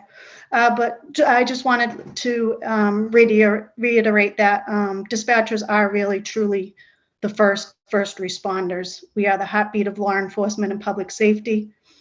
Multiple states across our country are now passing legislation that recognizes dispatchers as first responders and are offering the same pension benefits as the uniformed personnel. I want to thank State Rep Timothy Whelan, who is, I believe, on right now, for his continued support. He can speak very well about what the function of a dispatcher is and what it means to the uniformed people and public service. Thank you very much. Thank you for your time. Thank you. And I think that you've got your fellow panelists. on here? Comment? Michael Slater. Hi, good afternoon, Representative Brady, Representative Gordon. Thank you for listening to our testimony today on House 2703. I just wanted to go into a few details. Beginning in the 1990s, first of all, my name is Michael Slater. I'm a state police public safety dispatcher, formerly a state police dispatcher for 38 years with the Department of Public Safety, Massachusetts State Police. Since the 1990s, we have regularly been deployed to mobile command posts in both planned and unplanned events. I had dispatchers at the finish line at the Boston Marathon in 2013 with the explosion, with the attack. I myself was in Watertown for the conclusion of that incident. We have been deployed on multiple occasions for the Boston Marathon, the 4th of July events, Big E out in the Beach Troop area. We also respond to natural disaster events, the gas explosions up in Lowell, Lawrence, the tornadoes out in the western part of the state 10 years ago, as well as security details such as President Obama's visits to the Vineyard when he was doing that. Some of the problems that we have as a dispatcher exist. We have healthcare issues. I've known dispatchers who have had heart attacks while working. Unfortunately, we don't have access to things like the heart bill. I myself personally have lost one of my dispatchers in February due to an extensive illness that she died suddenly 2 days after her last shift. And, you know, these are the sort of things that we have to deal with on a regular basis. We're asking to be moved to a Group 2 retirement, which is, in the grand scheme of things, not a heavy lift to be asking, I feel. Just as an example, I've seen, when I first started, I had a recruit come on. I saw him rise to the rank of lieutenant. He then retired, and his son has since been on the job, also rising to the rank of lieutenant and retiring while I'm still here watching. But I do appreciate your listening to us today, and I have any questions, free to ask. Thank you very much for your testimony. Appreciate it. Chair Brady, do you have any questions? Senator? Thank you, Mr. Chair. No questions. Thank you both for your testimony. Members of the committee, any questions or comments? Gordon. Mr. Chairman, if I could offer a quick comment on this, I endorse everything that we just heard from Nicole and from Mike. I actually worked with them for a number of years, and our PSAP and E911 dispatchers are truly the unheralded heroes of public safety, and any support that we can give them in this request, given their strong and dedicated service, is sincerely appreciated. Thank you very much. Thank you, Representative. Okay, thank you. We're going to move. Any questions or comments from anyone else on the committee? Chair Gordon and Chair Brady, if I may, this is President Tom McKeever of SEIU Local 888. We did have one other member on the panel, Anthony Landry. He's a 911 emergency dispatcher out of Boston. I have him with Patrick Atwell. I was going to call him next anyway, but okay, very good. Forgive me. Okay, so let's do that. Let's call Anthony Landry next. Chairman Gordon, Chairman Brady, members of the committee, thank you very much for your time today. My name is Anthony Landry. I've been a dispatcher for the Boston Police for just under 20 years, and I'm also the coordinator and director of the Metro Boston 911 Peer Support Team, which operates within the Massachusetts State Peer Support Network, which has been established for 30 years, responding to police, fire, and EMS for any crisis intervention and peer support needs whenever a tragedy strikes in Massachusetts. They welcomed us with open arms as 911 dispatchers for the first time 3 years ago. And we were established out of the ashes of the marathon bombing. They finally recognized the cumulative trauma that we endure on a day in and day out basis in our position. We are subjected to the same exact schedules in Boston as officers and held to the same rules and standards, to the point where if by any chance a call isn't done perfect, which we need to maintain for the baseball fans out there, 1,000 batting average every single call we take to ensure public safety, we have to go to internal affairs to speak with them. So that's the standard we are held to. So the cumulative stress of our job to perform our job correctly encompasses every moment of our job. Since I started, we started off with 2 computer screens, one to take the call, one to enter the call. We now have 6. We monitor ShotSpotter activations. We also monitor some video alarms that are sent to our systems. We have to run plates like most agencies do, and that's for Boston. Let's talk about statewide. Sometimes there are dispatchers who are the only person in the chair for an entire shift. They literally have to take their radio to the bathroom with them. They cannot abandon their post at all. In my job as a peer support coordinator, what I have seen is the cumulative toll of this job. Speaking personally, what other job can you sit at where you can hear somebody screaming on the radio that there's a baby with a gunshot wound and you can see inside of them? What other job can you personally, like I took this call, having hearing impaired person frantically typing to you stating that they were raped and the rapist is still in the house? What other job can you have where a friend of yours was a police officer for 7 years and took his own life on your own channel? And what other job can you field a call where the first line of the call reads, "Tell dispatcher it's his mother that has a gun pointed in her face"? That's me. Now let's get over what's going on with COVID and the world we're living in now with job recruitment and taking care of the people we have. We were last in the list to receive cleaning supplies to the point where I got COVID. A few of my other coworkers got COVID. I got a heart issue out of it now. We also have folks now realizing that there is a work-life balance coming out of COVID, as we were some of the few people who actually had to go into work every single day. I'm losing coworkers who have put in 20 years in the job, knowing that their retirement is so far off that they cannot deal with the job anymore. They are abandoning post and leaving because they're not being taken care of.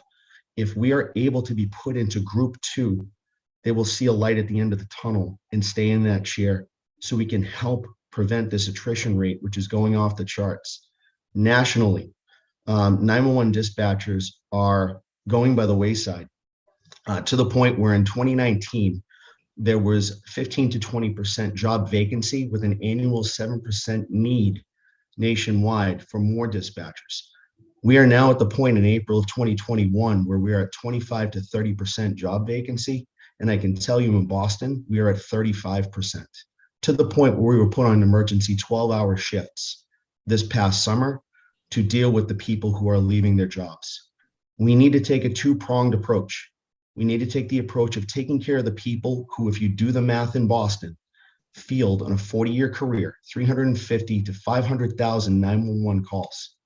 But now that they're getting ordered to work an additional 8 hours at times, you're dealing with people who could potentially be dealing with 750,000 calls a year or over their whole career. We need to help them. Okay, thank you for your testimony. Now, Patrick, well, let's do this. Chair Brady, do you have any questions for Mr. Landry? No, I do not, Co-Chair. And anyone from the committee? Okay, let's hear from Patrick Atwell, who I think is testifying consistent with Mr. Landry.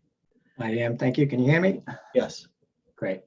Thank you, Chairman Gordon, Chairman Brady, and members of this committee for allowing me to speak today. My name is Patrick Atwell. I'm the political director for SEIU 888. And I come before you today to testify in support of S1710 and H2779, an act relative to Massachusetts Certified Emergency Telecommunicators. I'm also in support of S1709, H2703, an act relative to Executive Office of Public Safety and Security Dispatchers. It is fair to say that the job of emergency telecommunicators, 911 dispatchers, state 911, and state police dispatchers have changed dramatically over the years since this position was rolled out. Which was once done by sworn officers is now done by dedicated civilians. In order for these individuals to become certified in the Commonwealth, they must go through countless hours and months of training, and some of these certifications have to be renewed yearly.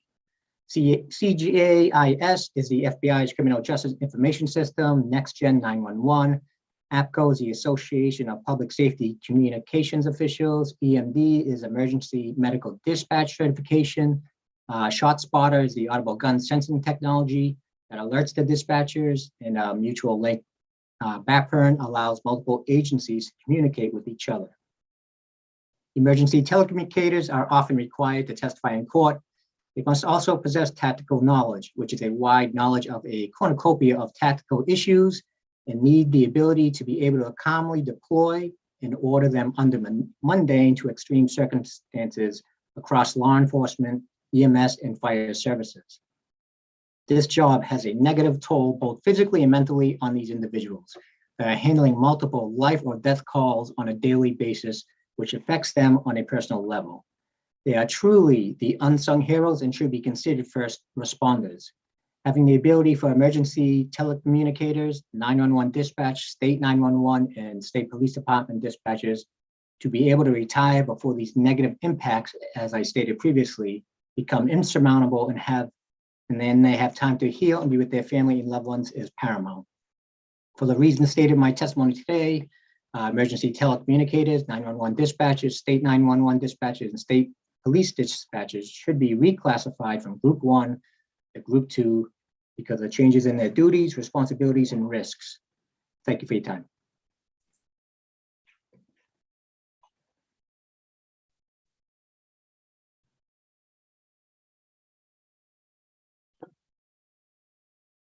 I'm sorry, I was muted. Thank you very much for your testimony. And Chair Brady, do you have any questions? No, thank you for your testimony, and thank you, Mr. Chairman. Thank you. Anyone from the committee? Okay, thank you. Next, we have a panel involving Dan Ahern and Cassandra Sampras. Good morning. This is Cassandra Sampras. It's spelled wrong there, sorry. I am the DMH chapter president for Local 509 SEIU and a proud member of SEIU. I want to thank Chairman Gordon and Brady and the committee for giving us this opportunity to speak today. As I presently am retired, so that none of these bills will impact me. I had to retire to care for my mother, but over 32 years of my time working with the Department of Mental Health, I was assaulted several times, the most serious of which was when I was beaten in the head, back, and neck multiple times by a patient. I was just walking down the hallway, and for no known reason, he assaulted me. And another time, I opened one of the locked doors onto the unit, and a patient grabbed me and put me in a chokehold, having to have multiple staff take her off of me. And her parting shot was to scratch me across the neck. But what's happened to me has paled in response to what's happened to some of the other people I've worked with over time. I worked with a nurse who was grabbed by a patient and taken head first and slammed onto the floor, thus ending her career and ability to work ever again, as she is now permanently disabled. I know of another staff person at the department, someone that worked on one of the inpatient units, who was tracked down in his home and blinded by a patient, and he never returned to work. Over time, as working for the department, I have seen things get more and more serious. Now, increasingly, patients are stepped down from Bridgewater State Hospital, and they have limited ability to deal with these people on the inpatient units, limited resources. They also have had to do more overtime work etc. Because of COVID, the Commonwealth is required to provide services for the mentally ill. And with the COVID situation, many staff were out sick and our members had to cover for them. I see I'm out of time. I want to thank you very much for hearing me. And I know that Kim Fantini and Dan plan to submit written testimony. Thank you. Thank you very much. I appreciate your testimony. So does that mean Dan Ahern is not here today? No, he's not able to join us. Okay, we do look forward to the written testimony, and we consider that with the same force as the verbal testimony. But thank you very much for the heartfelt testimony that you provided today. Chair Brady, do you have any questions? Thank you, Mr. Co-Chair, and thank you as well for your testimony, and thank you for the other two members submitting written testimony. Thank you. Any member of the committee have any questions? Okay, then we're going to move on to a panel that includes Louis Strazulo, George Noel, and Phil Lang.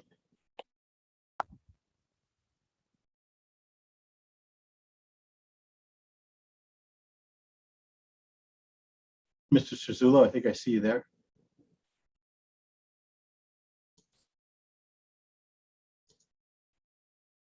There we go. Sorry about that. I had myself muted. Okay.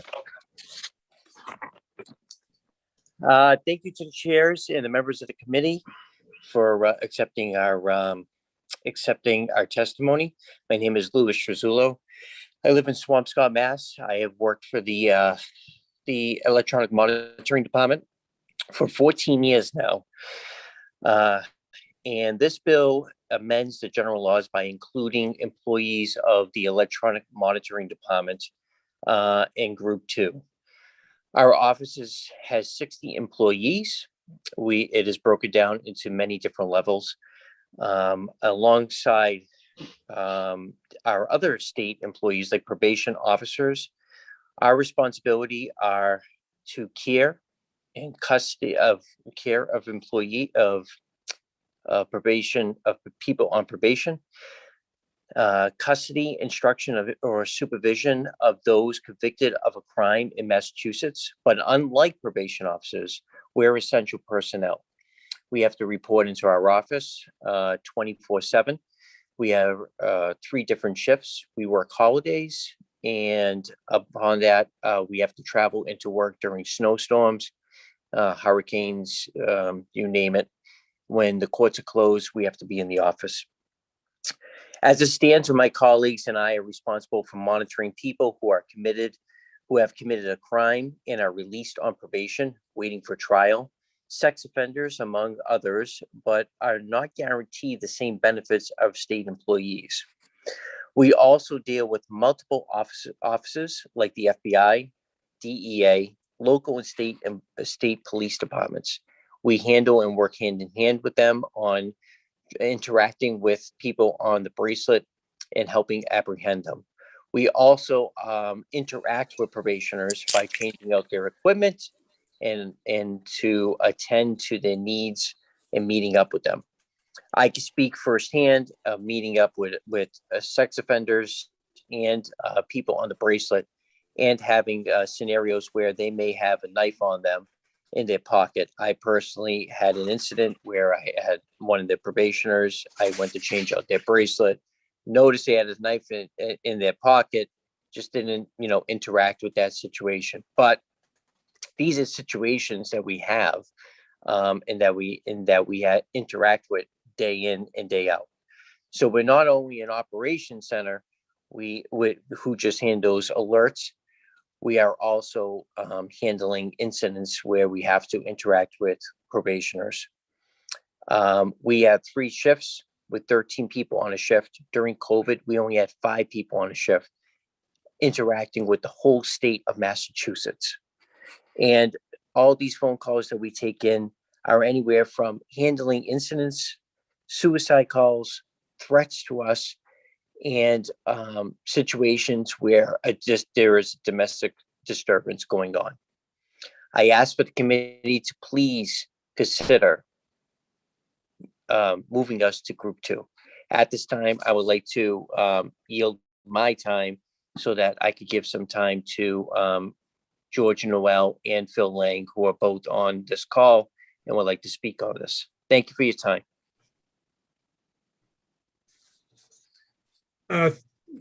Thank you. I want to thank Chairman Gordon, Chairman Brady, and the other members of the committee so graciously allowing us time to speak this afternoon.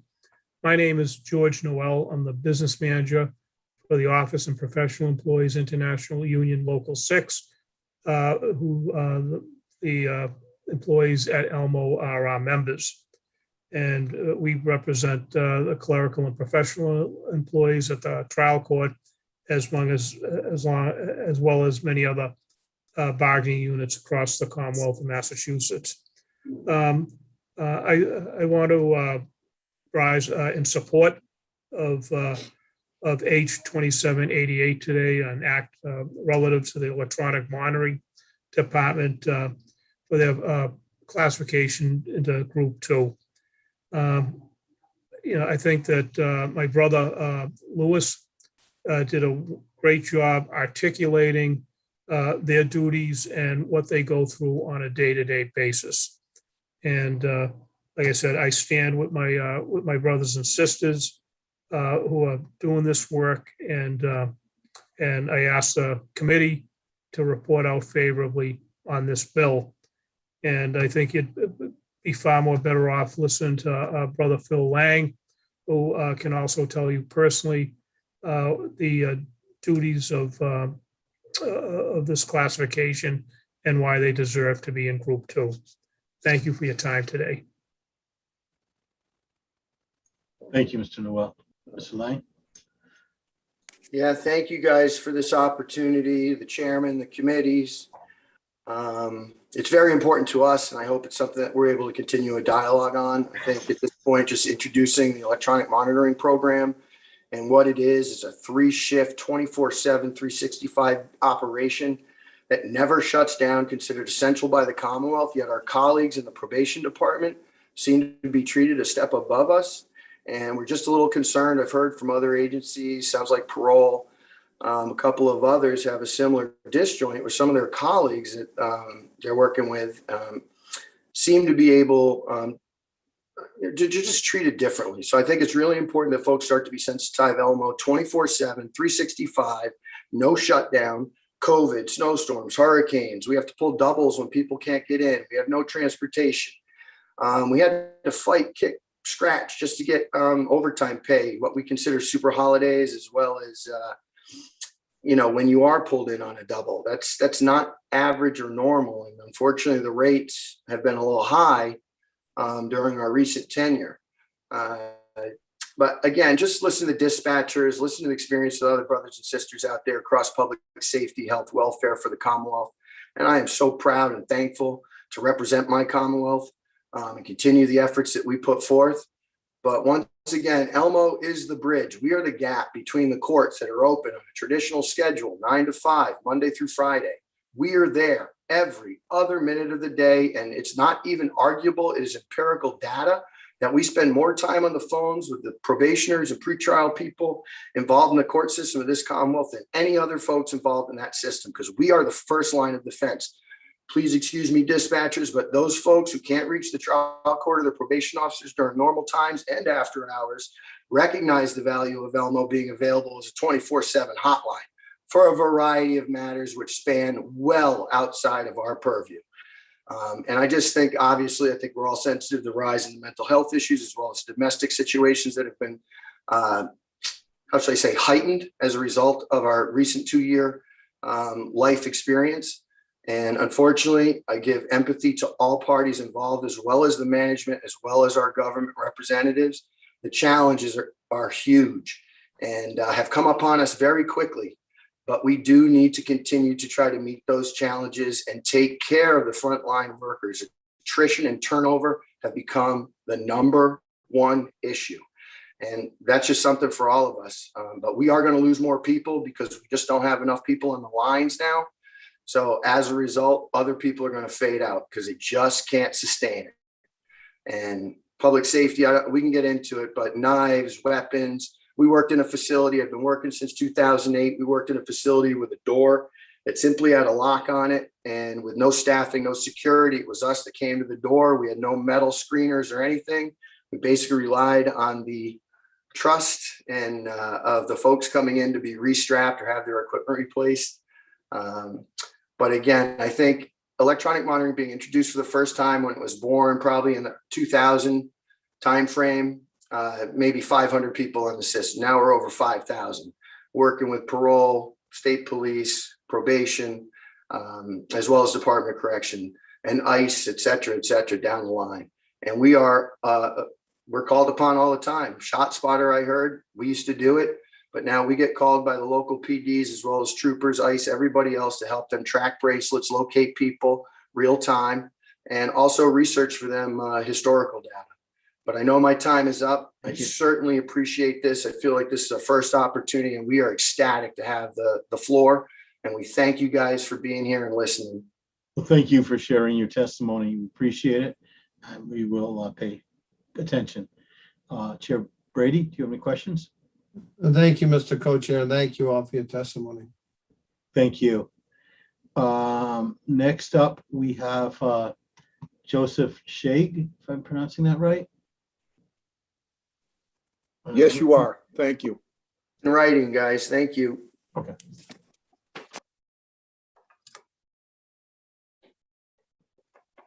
Can you hear me, Mr. Chairman? Yes. Okay. Good morning. My name is Joseph Shaggy. I've been the animal control officer for the city of Pittsfield for 34 years. I'm also the president of the Animal Control Officers Association of Massachusetts. I'm speaking in support of Bill S-1757, classifying animal control officers, hopefully to move to Group 4. As an animal control officers, we're on the streets of our local communities on a daily basis, answering calls for services for our citizens. Some of our ACOs are on call 24/7 and cover multiple communities. Most of the time, ACOs are answering calls day or night alone with no backup. Our job is inherently dangerous to begin with in just dealing with the animals, but we also face the same dangers that our police departments face when dealing with the public. We're out with our officers, dealing with, in some cases, domestics. As you heard from Officer Sanborn, we're in hoarding cases, we're investigating cruelty cases. Most of us work for our police departments, and as a result, we have the same trainings. We deal with self-defense, legal updates, first responders. We pretty much are on the street all the time with our officers dealing with these situations. We've been classified as essential personnel, kind of happened overnight with the pandemic, and we are first responders as well. Our job requires us to uphold mass laws. We write citations, we uphold our local ordinances, we're in the courts. Basically, under Group 1, most animal control officers that have worked for 25 years and are going to retire at age 60 would make 50% of their pay. If we move to Group 4, under the comparison, at age 60 with 25 years, we would make 62% of our pay. Now, I know this doesn't sound like a lot, but when you retire and you hope you have a quality of life, this would make a huge difference. In my world, after 34 years of doing this job, if I retired right now, I'd make 64.6%, quite possibly having to find another full-time job. I just want to reiterate the fact that Mass General Law requires every municipality to have an animal control officer. And it is spelled out that way, animal control officer. Again, we're on the streets with our police departments We're receiving the same trainings. Most cases, we're wearing the same equipment that the police officers. We're responding with the fire departments, Board of Health. We're on the streets. We didn't get a day off during the pandemic as well. I thank you for your time and consideration. We believe as animal control officers, this is long, long overdue. And I look forward to any questions you might have. Thank you for joining your fellow animal control officer who testified previously in the hearing. And it's an important issue. Chair Brady? Thank you, Mr. Co-Chair. Thank you as well on your testimony. You're welcome. Questions or comments from members of the committee? Thank you very much. Do we have Tom McKeever to testify about H 2789? In fact, we have few witnesses to testify about 2789 coming up. So Tom McKeever, are you here?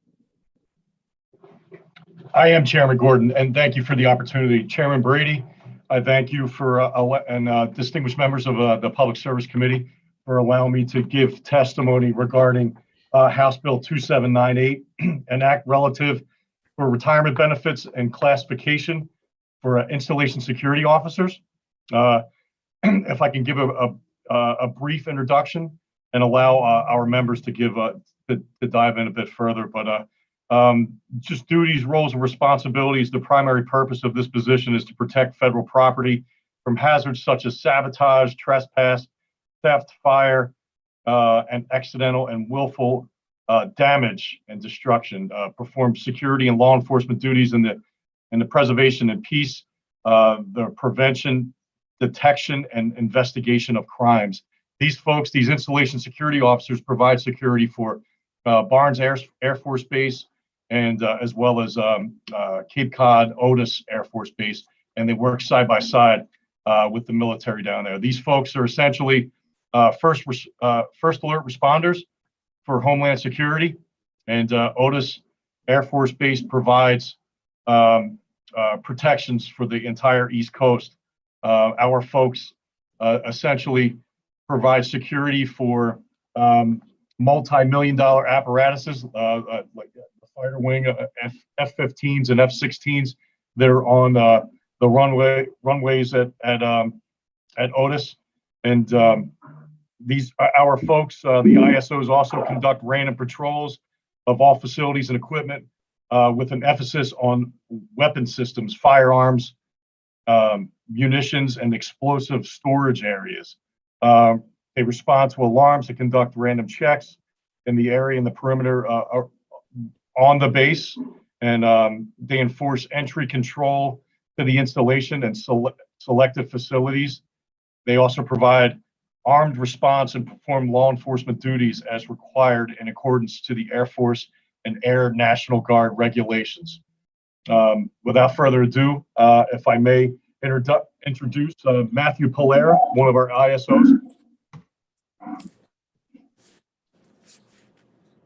Hello. Thank you, Chairman Gordon, Chairman Brady, members of the committee, for allowing me to speak today. My name is Matthew P. Pollara Jr. I live in Plymouth, Massachusetts. I've worked as an installation security officer at Otis Air National Guard Base for more than 5 years. I come before you today to testify in support of H 2789, an act relative to retirement benefits for installation security officers. This bill would ensure that installation security officers like myself receive the retirement benefits we deserve by placing us in Group 4, alongside public employees who similarly risk their lives each day we report to work. This bill amends the general laws by including employees of the Executive Office of Public Safety and Security, the Military Division, working as installation security officers in Group 4 of the Commonwealth's retirement system.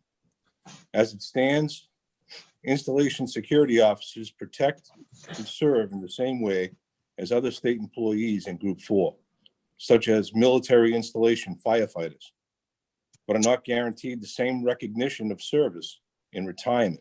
Rather, these officers, whose role on military installations makes them responsible not only for the security of our assigned bases, but for the residents of Massachusetts and the nation, while performing duties associated with mission support for the Northeast corridor of NORAD. and receive significantly lower retirement benefits than their peers in comparable responsibilities. Installation security officers work alongside our military brothers and sisters of the 102nd Security Forces Squadron, performing the same job duties. We answer calls in support of the Joint Base Cape Cod Fire Department, often arriving on scene first to secure the scene. Many of the calls are from medical assistance or due to fire alarms. We assist in calls of domestic violence, attempted suicides, motor vehicle accidents, and motor vehicle stops, as well as sexual assaults. These can be extremely dangerous calls to confront. We often supply support to the Massachusetts State Police, who also patrol the base and respond to some of the same calls. I can remember just recently, BDOC took a call from Falmouth PD, dispatch of a 911 open phone line. They had an approximate location, but no address. BDOC dispatched a patrol to find the source of the call. These can be very time-sensitive calls for obvious reasons. Our patrol officer, ISO Garvey, was able to respond to the appropriate location, find the initiator of the call within 10 minutes. Luckily, this time, it was a construction worker who inadvertently dialed 911 while working under a truck. Just a few of the other calls that have hit the news recently. October 5th, 2019, man drove through a gate at Robbins Air Force Base and collided with a security barrier, killing himself and 2 passengers. March 22nd, 2018, FBI investigating a fiery fatal crash after gate breached at Travis Air Force Base. May 31st, 2019, heavily armed Marine arrested trying to enter Offutt Air Force Base in Nebraska. ISOs also dispatch. You've actually reached time, so if you could wrap up, we would appreciate it. BDOC Security Forces.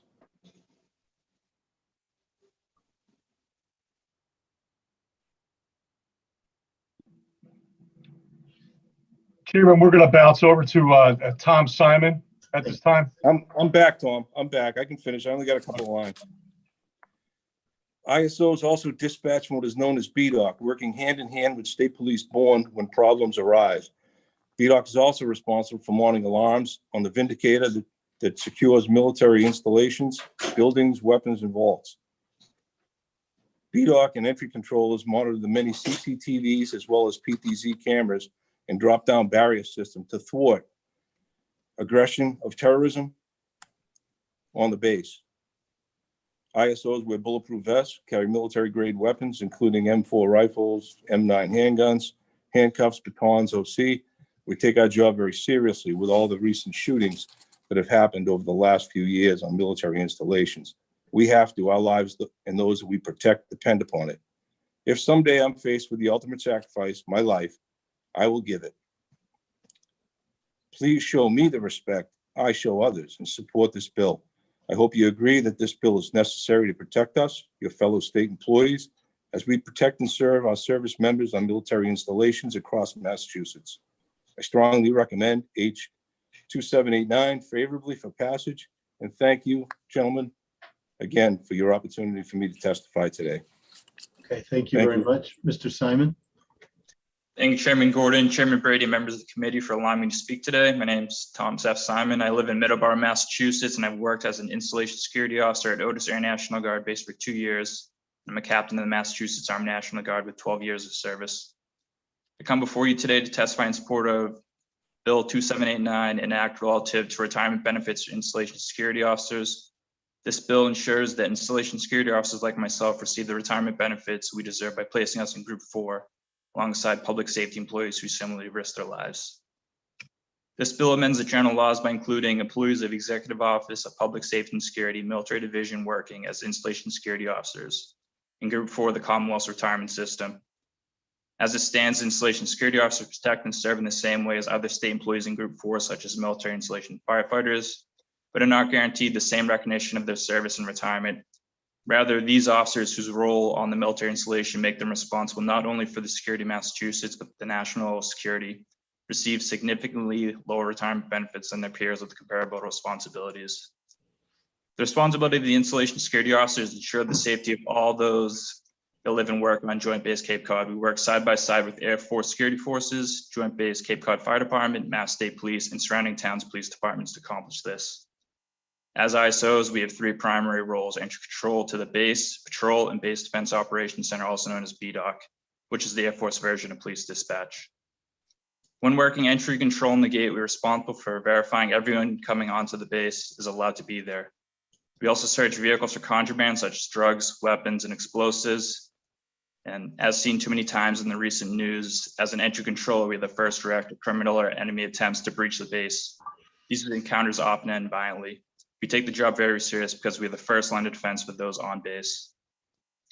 As a patrol officer, we are also often the first to respond to calls for help. Some of these calls are duress and panic alarms, building alarms, fire alarms, medical emergencies, attempted suicides, vehicle crashes, OUIs, domestic violence, sexual assaults, and the list just goes on. Additionally, we conduct vehicle stops for traffic violations, which have different hazards from the calls above. All these calls are similar in that they become extremely dangerous quick. Even on medical calls, we are relied upon by the fire department to secure the scene before they will render aid. To accomplish this goal of safety, we're patrolling fully marked police vehicles, wear body armor, carry handguns, rifles, batons, OC spray, and handcuffs. When working in BDOC, we have many other responsibilities. Some of these are taking 911 and other calls for service, dispatching the appropriate resources, and monitoring the many security cameras for illegal activity, operating the Vindicator system that secures buildings with sensitive intelligence, munitions vaults, and alerts us of any panic or duress alarms by employees on base. We take the job very serious with the potential dangers of those living and working on base. Their safety is our top priority, especially with the increase of active shooters on bases around the country in recent times. And ASO would gladly do whatever is necessary to stop the threats, protect those in need. I hope you agree that this bill is necessary to protect us, your fellow state employees, and protect and serve the members of the military installation across Massachusetts. Thank you for your time to testify today. Thank you very much for your testimony. Senator Brady, Chair Brady, do you have any questions for anyone on the panel? I do not. I just want to thank President McKeever and the rest of the panel for testimony today. Thank you. Okay, thank you very much. Next up, we have Very much for your time. Thank you. We have Jackie Mara. Hi there. Hi. Good afternoon, Chairman and committee members. My name is Jackie Mara, and I'm a registered nurse employed at the Cambridge Health Alliance at the Cambridge campus. I grew up in the city of Cambridge, 1 block from the hospital. I started volunteering there when I was 14. I had city summer jobs there, went to Northeastern, became a nurse, did my co-ops there, and in 1984 was hired as a registered nurse. At that time when we got hired, it was a city hospital and we all paid into the city pension. I worked for 2 years on a med-surg floor, went to the intensive care unit for 29 years, and now I've been in vascular access for 5. I'd like to give a little history of the hospital. Cambridge City Hospital was founded in 1915 to care for the indigent Cambridge residents. In 1996, Cambridge City Hospital converted from a city agency to a public authority and merged with Somerville Hospital. The new name became Cambridge Health Alliance. And then in 2001, the Cambridge Health Alliance acquired Whidden Hospital in Everett. And up until approximately 2009, all nurses contributed to the City of Cambridge pension. After that, everyone paid into Social Security. So there's it's not all of the nurses at the hospital that are in the pension system currently. Since I've been at the hospital, the nurses have always been in Group 1 for the retirement system. We have never had a clerical or administrative job as those in Group 1. During my 37 years of service as the nurse, so many things have changed, some good, some not so good. I've seen many, many nurses out with injuries caused by strenuous physical activity that's required to really care for the patients. There's endless amounts of lifting heavy patients, pushing, pulling beds, moving furniture, catching patients as they're falling, crawling on the floor in between the bed and the ventilator just to get to the electrical outlet, and the list really goes on and on. Personally, I had a back injury at the age of 28 when I was lifting a patient that I thought, oh, I'm so young, it's not going to bother me. Well, it's still there. And basically Motrin is my best friend. And workplace violence towards nurses has been on the rise for many years now. The verbal assaults by patients and families it's a pretty common thing for us at this point. We're trained to de-escalate, but the situation doesn't always work that way. The patients get angry, the families get angry, they start throwing things at us, trays, urinals full with urine, bedpans, bedside tables, anything they can find. Then there's actual physical assaults that happen very frequently that probably go very underreported, which is slapping, pinching, spitting, choking, scratching, biting, and punching.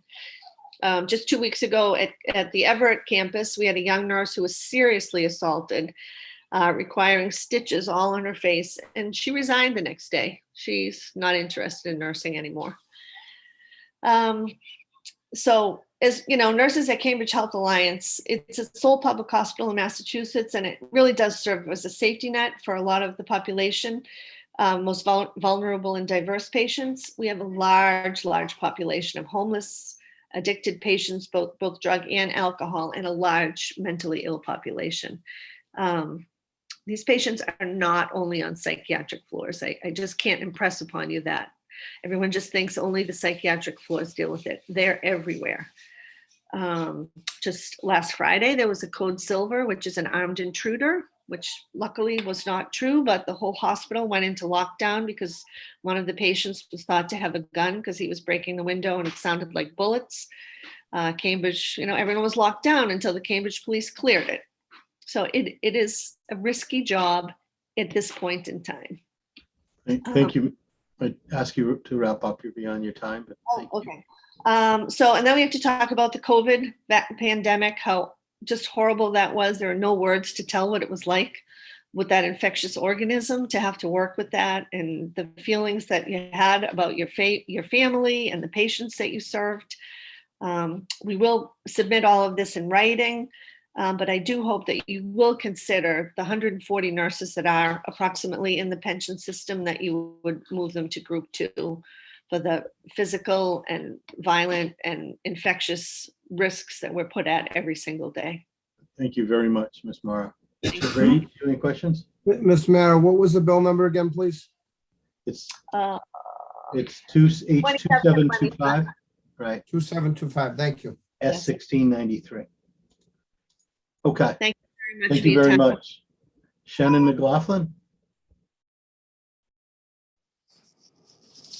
Good afternoon, Chairman Brady and Chairman Gordon, and members of the committee, for the opportunity to speak today. My name is Lieutenant Colonel Shannon McLaughlin, and I am the State Judge Advocate for the Military Division of the Commonwealth. I represent our Adjutant General today. The Military Division is providing testimony in opposition to Bill 2789, which is the retirement group reclassification of our installation security officers. I'll be brief and direct to outline our reasons why. First and foremost, the Military Division appreciates the men and women who work as installation security officers for our Barnes and Joint Base Cape Cod installations. And while we know that their jobs are demanding and are an integral part of security on these bases, we do not agree that they should be moved to Group 4. We have this position because our installation security officers are markedly different than traditional law enforcement officers. They do not have the same training or powers as law enforcement officers. In fact, our ISOs are more akin to security guards in that they do not have a formal law enforcement school, academy, or outside training in order to be able to do their job. Their training to perform the duties of the job is satisfied strictly through on-the-job training. Their job descriptions are similar to security guards, acting in a supportive role to law enforcement, as they are required to rely upon military police and local police departments to carry out their functions. While our ISOs do carry a weapon while on the installation, they are not required to have or to maintain a license to carry to maintain their job positions. Additionally, our ISOs do not have law enforcement credentials and have no powers of arrest. All of the attributes of the job that I have mentioned are why ISOs are currently not in a law enforcement union. We acknowledge and appreciate that their jobs are important for the safety and security of our military installations, but we oppose this move to Group 4 as we believe that their current classification is appropriate with their job responsibilities. Thank you for your time, and I'll take any questions that you may have. Thank you very much. Chair Brady, do you have any questions? I do not. Thank you for your testimony, Lieutenant Colonel. Anybody else on the committee have any questions, comments? Okay, thank you very much for your testimony. Thank you. Do we have Jason Obertson here? No, he's not going to be testifying. No, he will not be testifying. Okay, I was uncertain if it was both of you. Thank or you not. very much. Okay, thank you. So that concludes the sign-up list. I'm going to call the names of the folks who weren't here. I don't expect you're here, but just in case. Michael Faragi, Charles Goodwin, James Poblocki, Jeffrey Clunan, Chief Gene Doherty. Okay, those were the folks who we called previously are still not here, and that's fine. I am now going to read the list of bills that we had before us. These bills now, just for the public to know, will close for testimony 1 week from today, which is November 2nd at 5 o'clock. But as I said before, anyone who is interested in submitting the economic impact statement from the retirement board after that, just let us know within the week, and then we will keep that bill open for the rest of the calendar year. So the bill numbers that we heard today are H 2561, H 2571, H 2575, H 25. Mr. Chairman, Yes. if I may, Sure. on H 2575, Rep. Cassidy from Brockton said he did submit written testimony, and I have a similar bill on the Senate side as well. And we are looking to get a cost analysis on those. Thank you. Thank you very much. Okay, I'm going to keep going. H 2578, H 2579. I'll just pause for 1 minute and say all of those that we've received written or even video testimony, we have, and that will have obviously been received before the deadline. So as I've said during the hearing, they'll be given the same weight as if there was someone who appeared today. H 2580, H 2581, H 2582, H 2590, H 2591, H 2596, H 2614, H 2625, H 2626, H 2632, H 2647, H 2661, H 2667, H 2684, H 2698, H 2699, H 2700, H 2701, H 2703, H 2713, H 2725, H 2736, H 2737, H 2744, H 2745, H 2753, H 2761, H 2768, H 2779, H 2786, H 2788, H 2789, H 2796, H 2797, H 2806, H 2807, H 4172, S 1655, S 1657, which we received testimony on, H 1667, H 1668, H 1687, H 1688, H 1690, H 1693, H 1707, H 1709, H 1710, H 1711, I'm sorry, I've said H, haven't I? Go back a little bit. S 1707, S 1709, S 1710, S 1711, S 1714, S 1728, S 1738, S 1749, S 1754, S 1757, S 1774, S 1776, S 1784, and S 1792.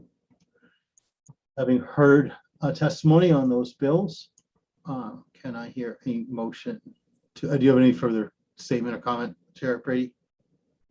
I do not. Thank you, Mr. Chairman, for hosting this today. Okay, any member of the committee wish to, can I hear a motion to adjourn? I'll make that motion, Mr. Chairman. And I'll second that. Thank you very much. All in favor, say aye. Aye. No, the ayes have it. This hearing is adjourned. Thank you, everybody. Thank you for hanging in there. Thank you. Appreciate it. Thank you. Bye now.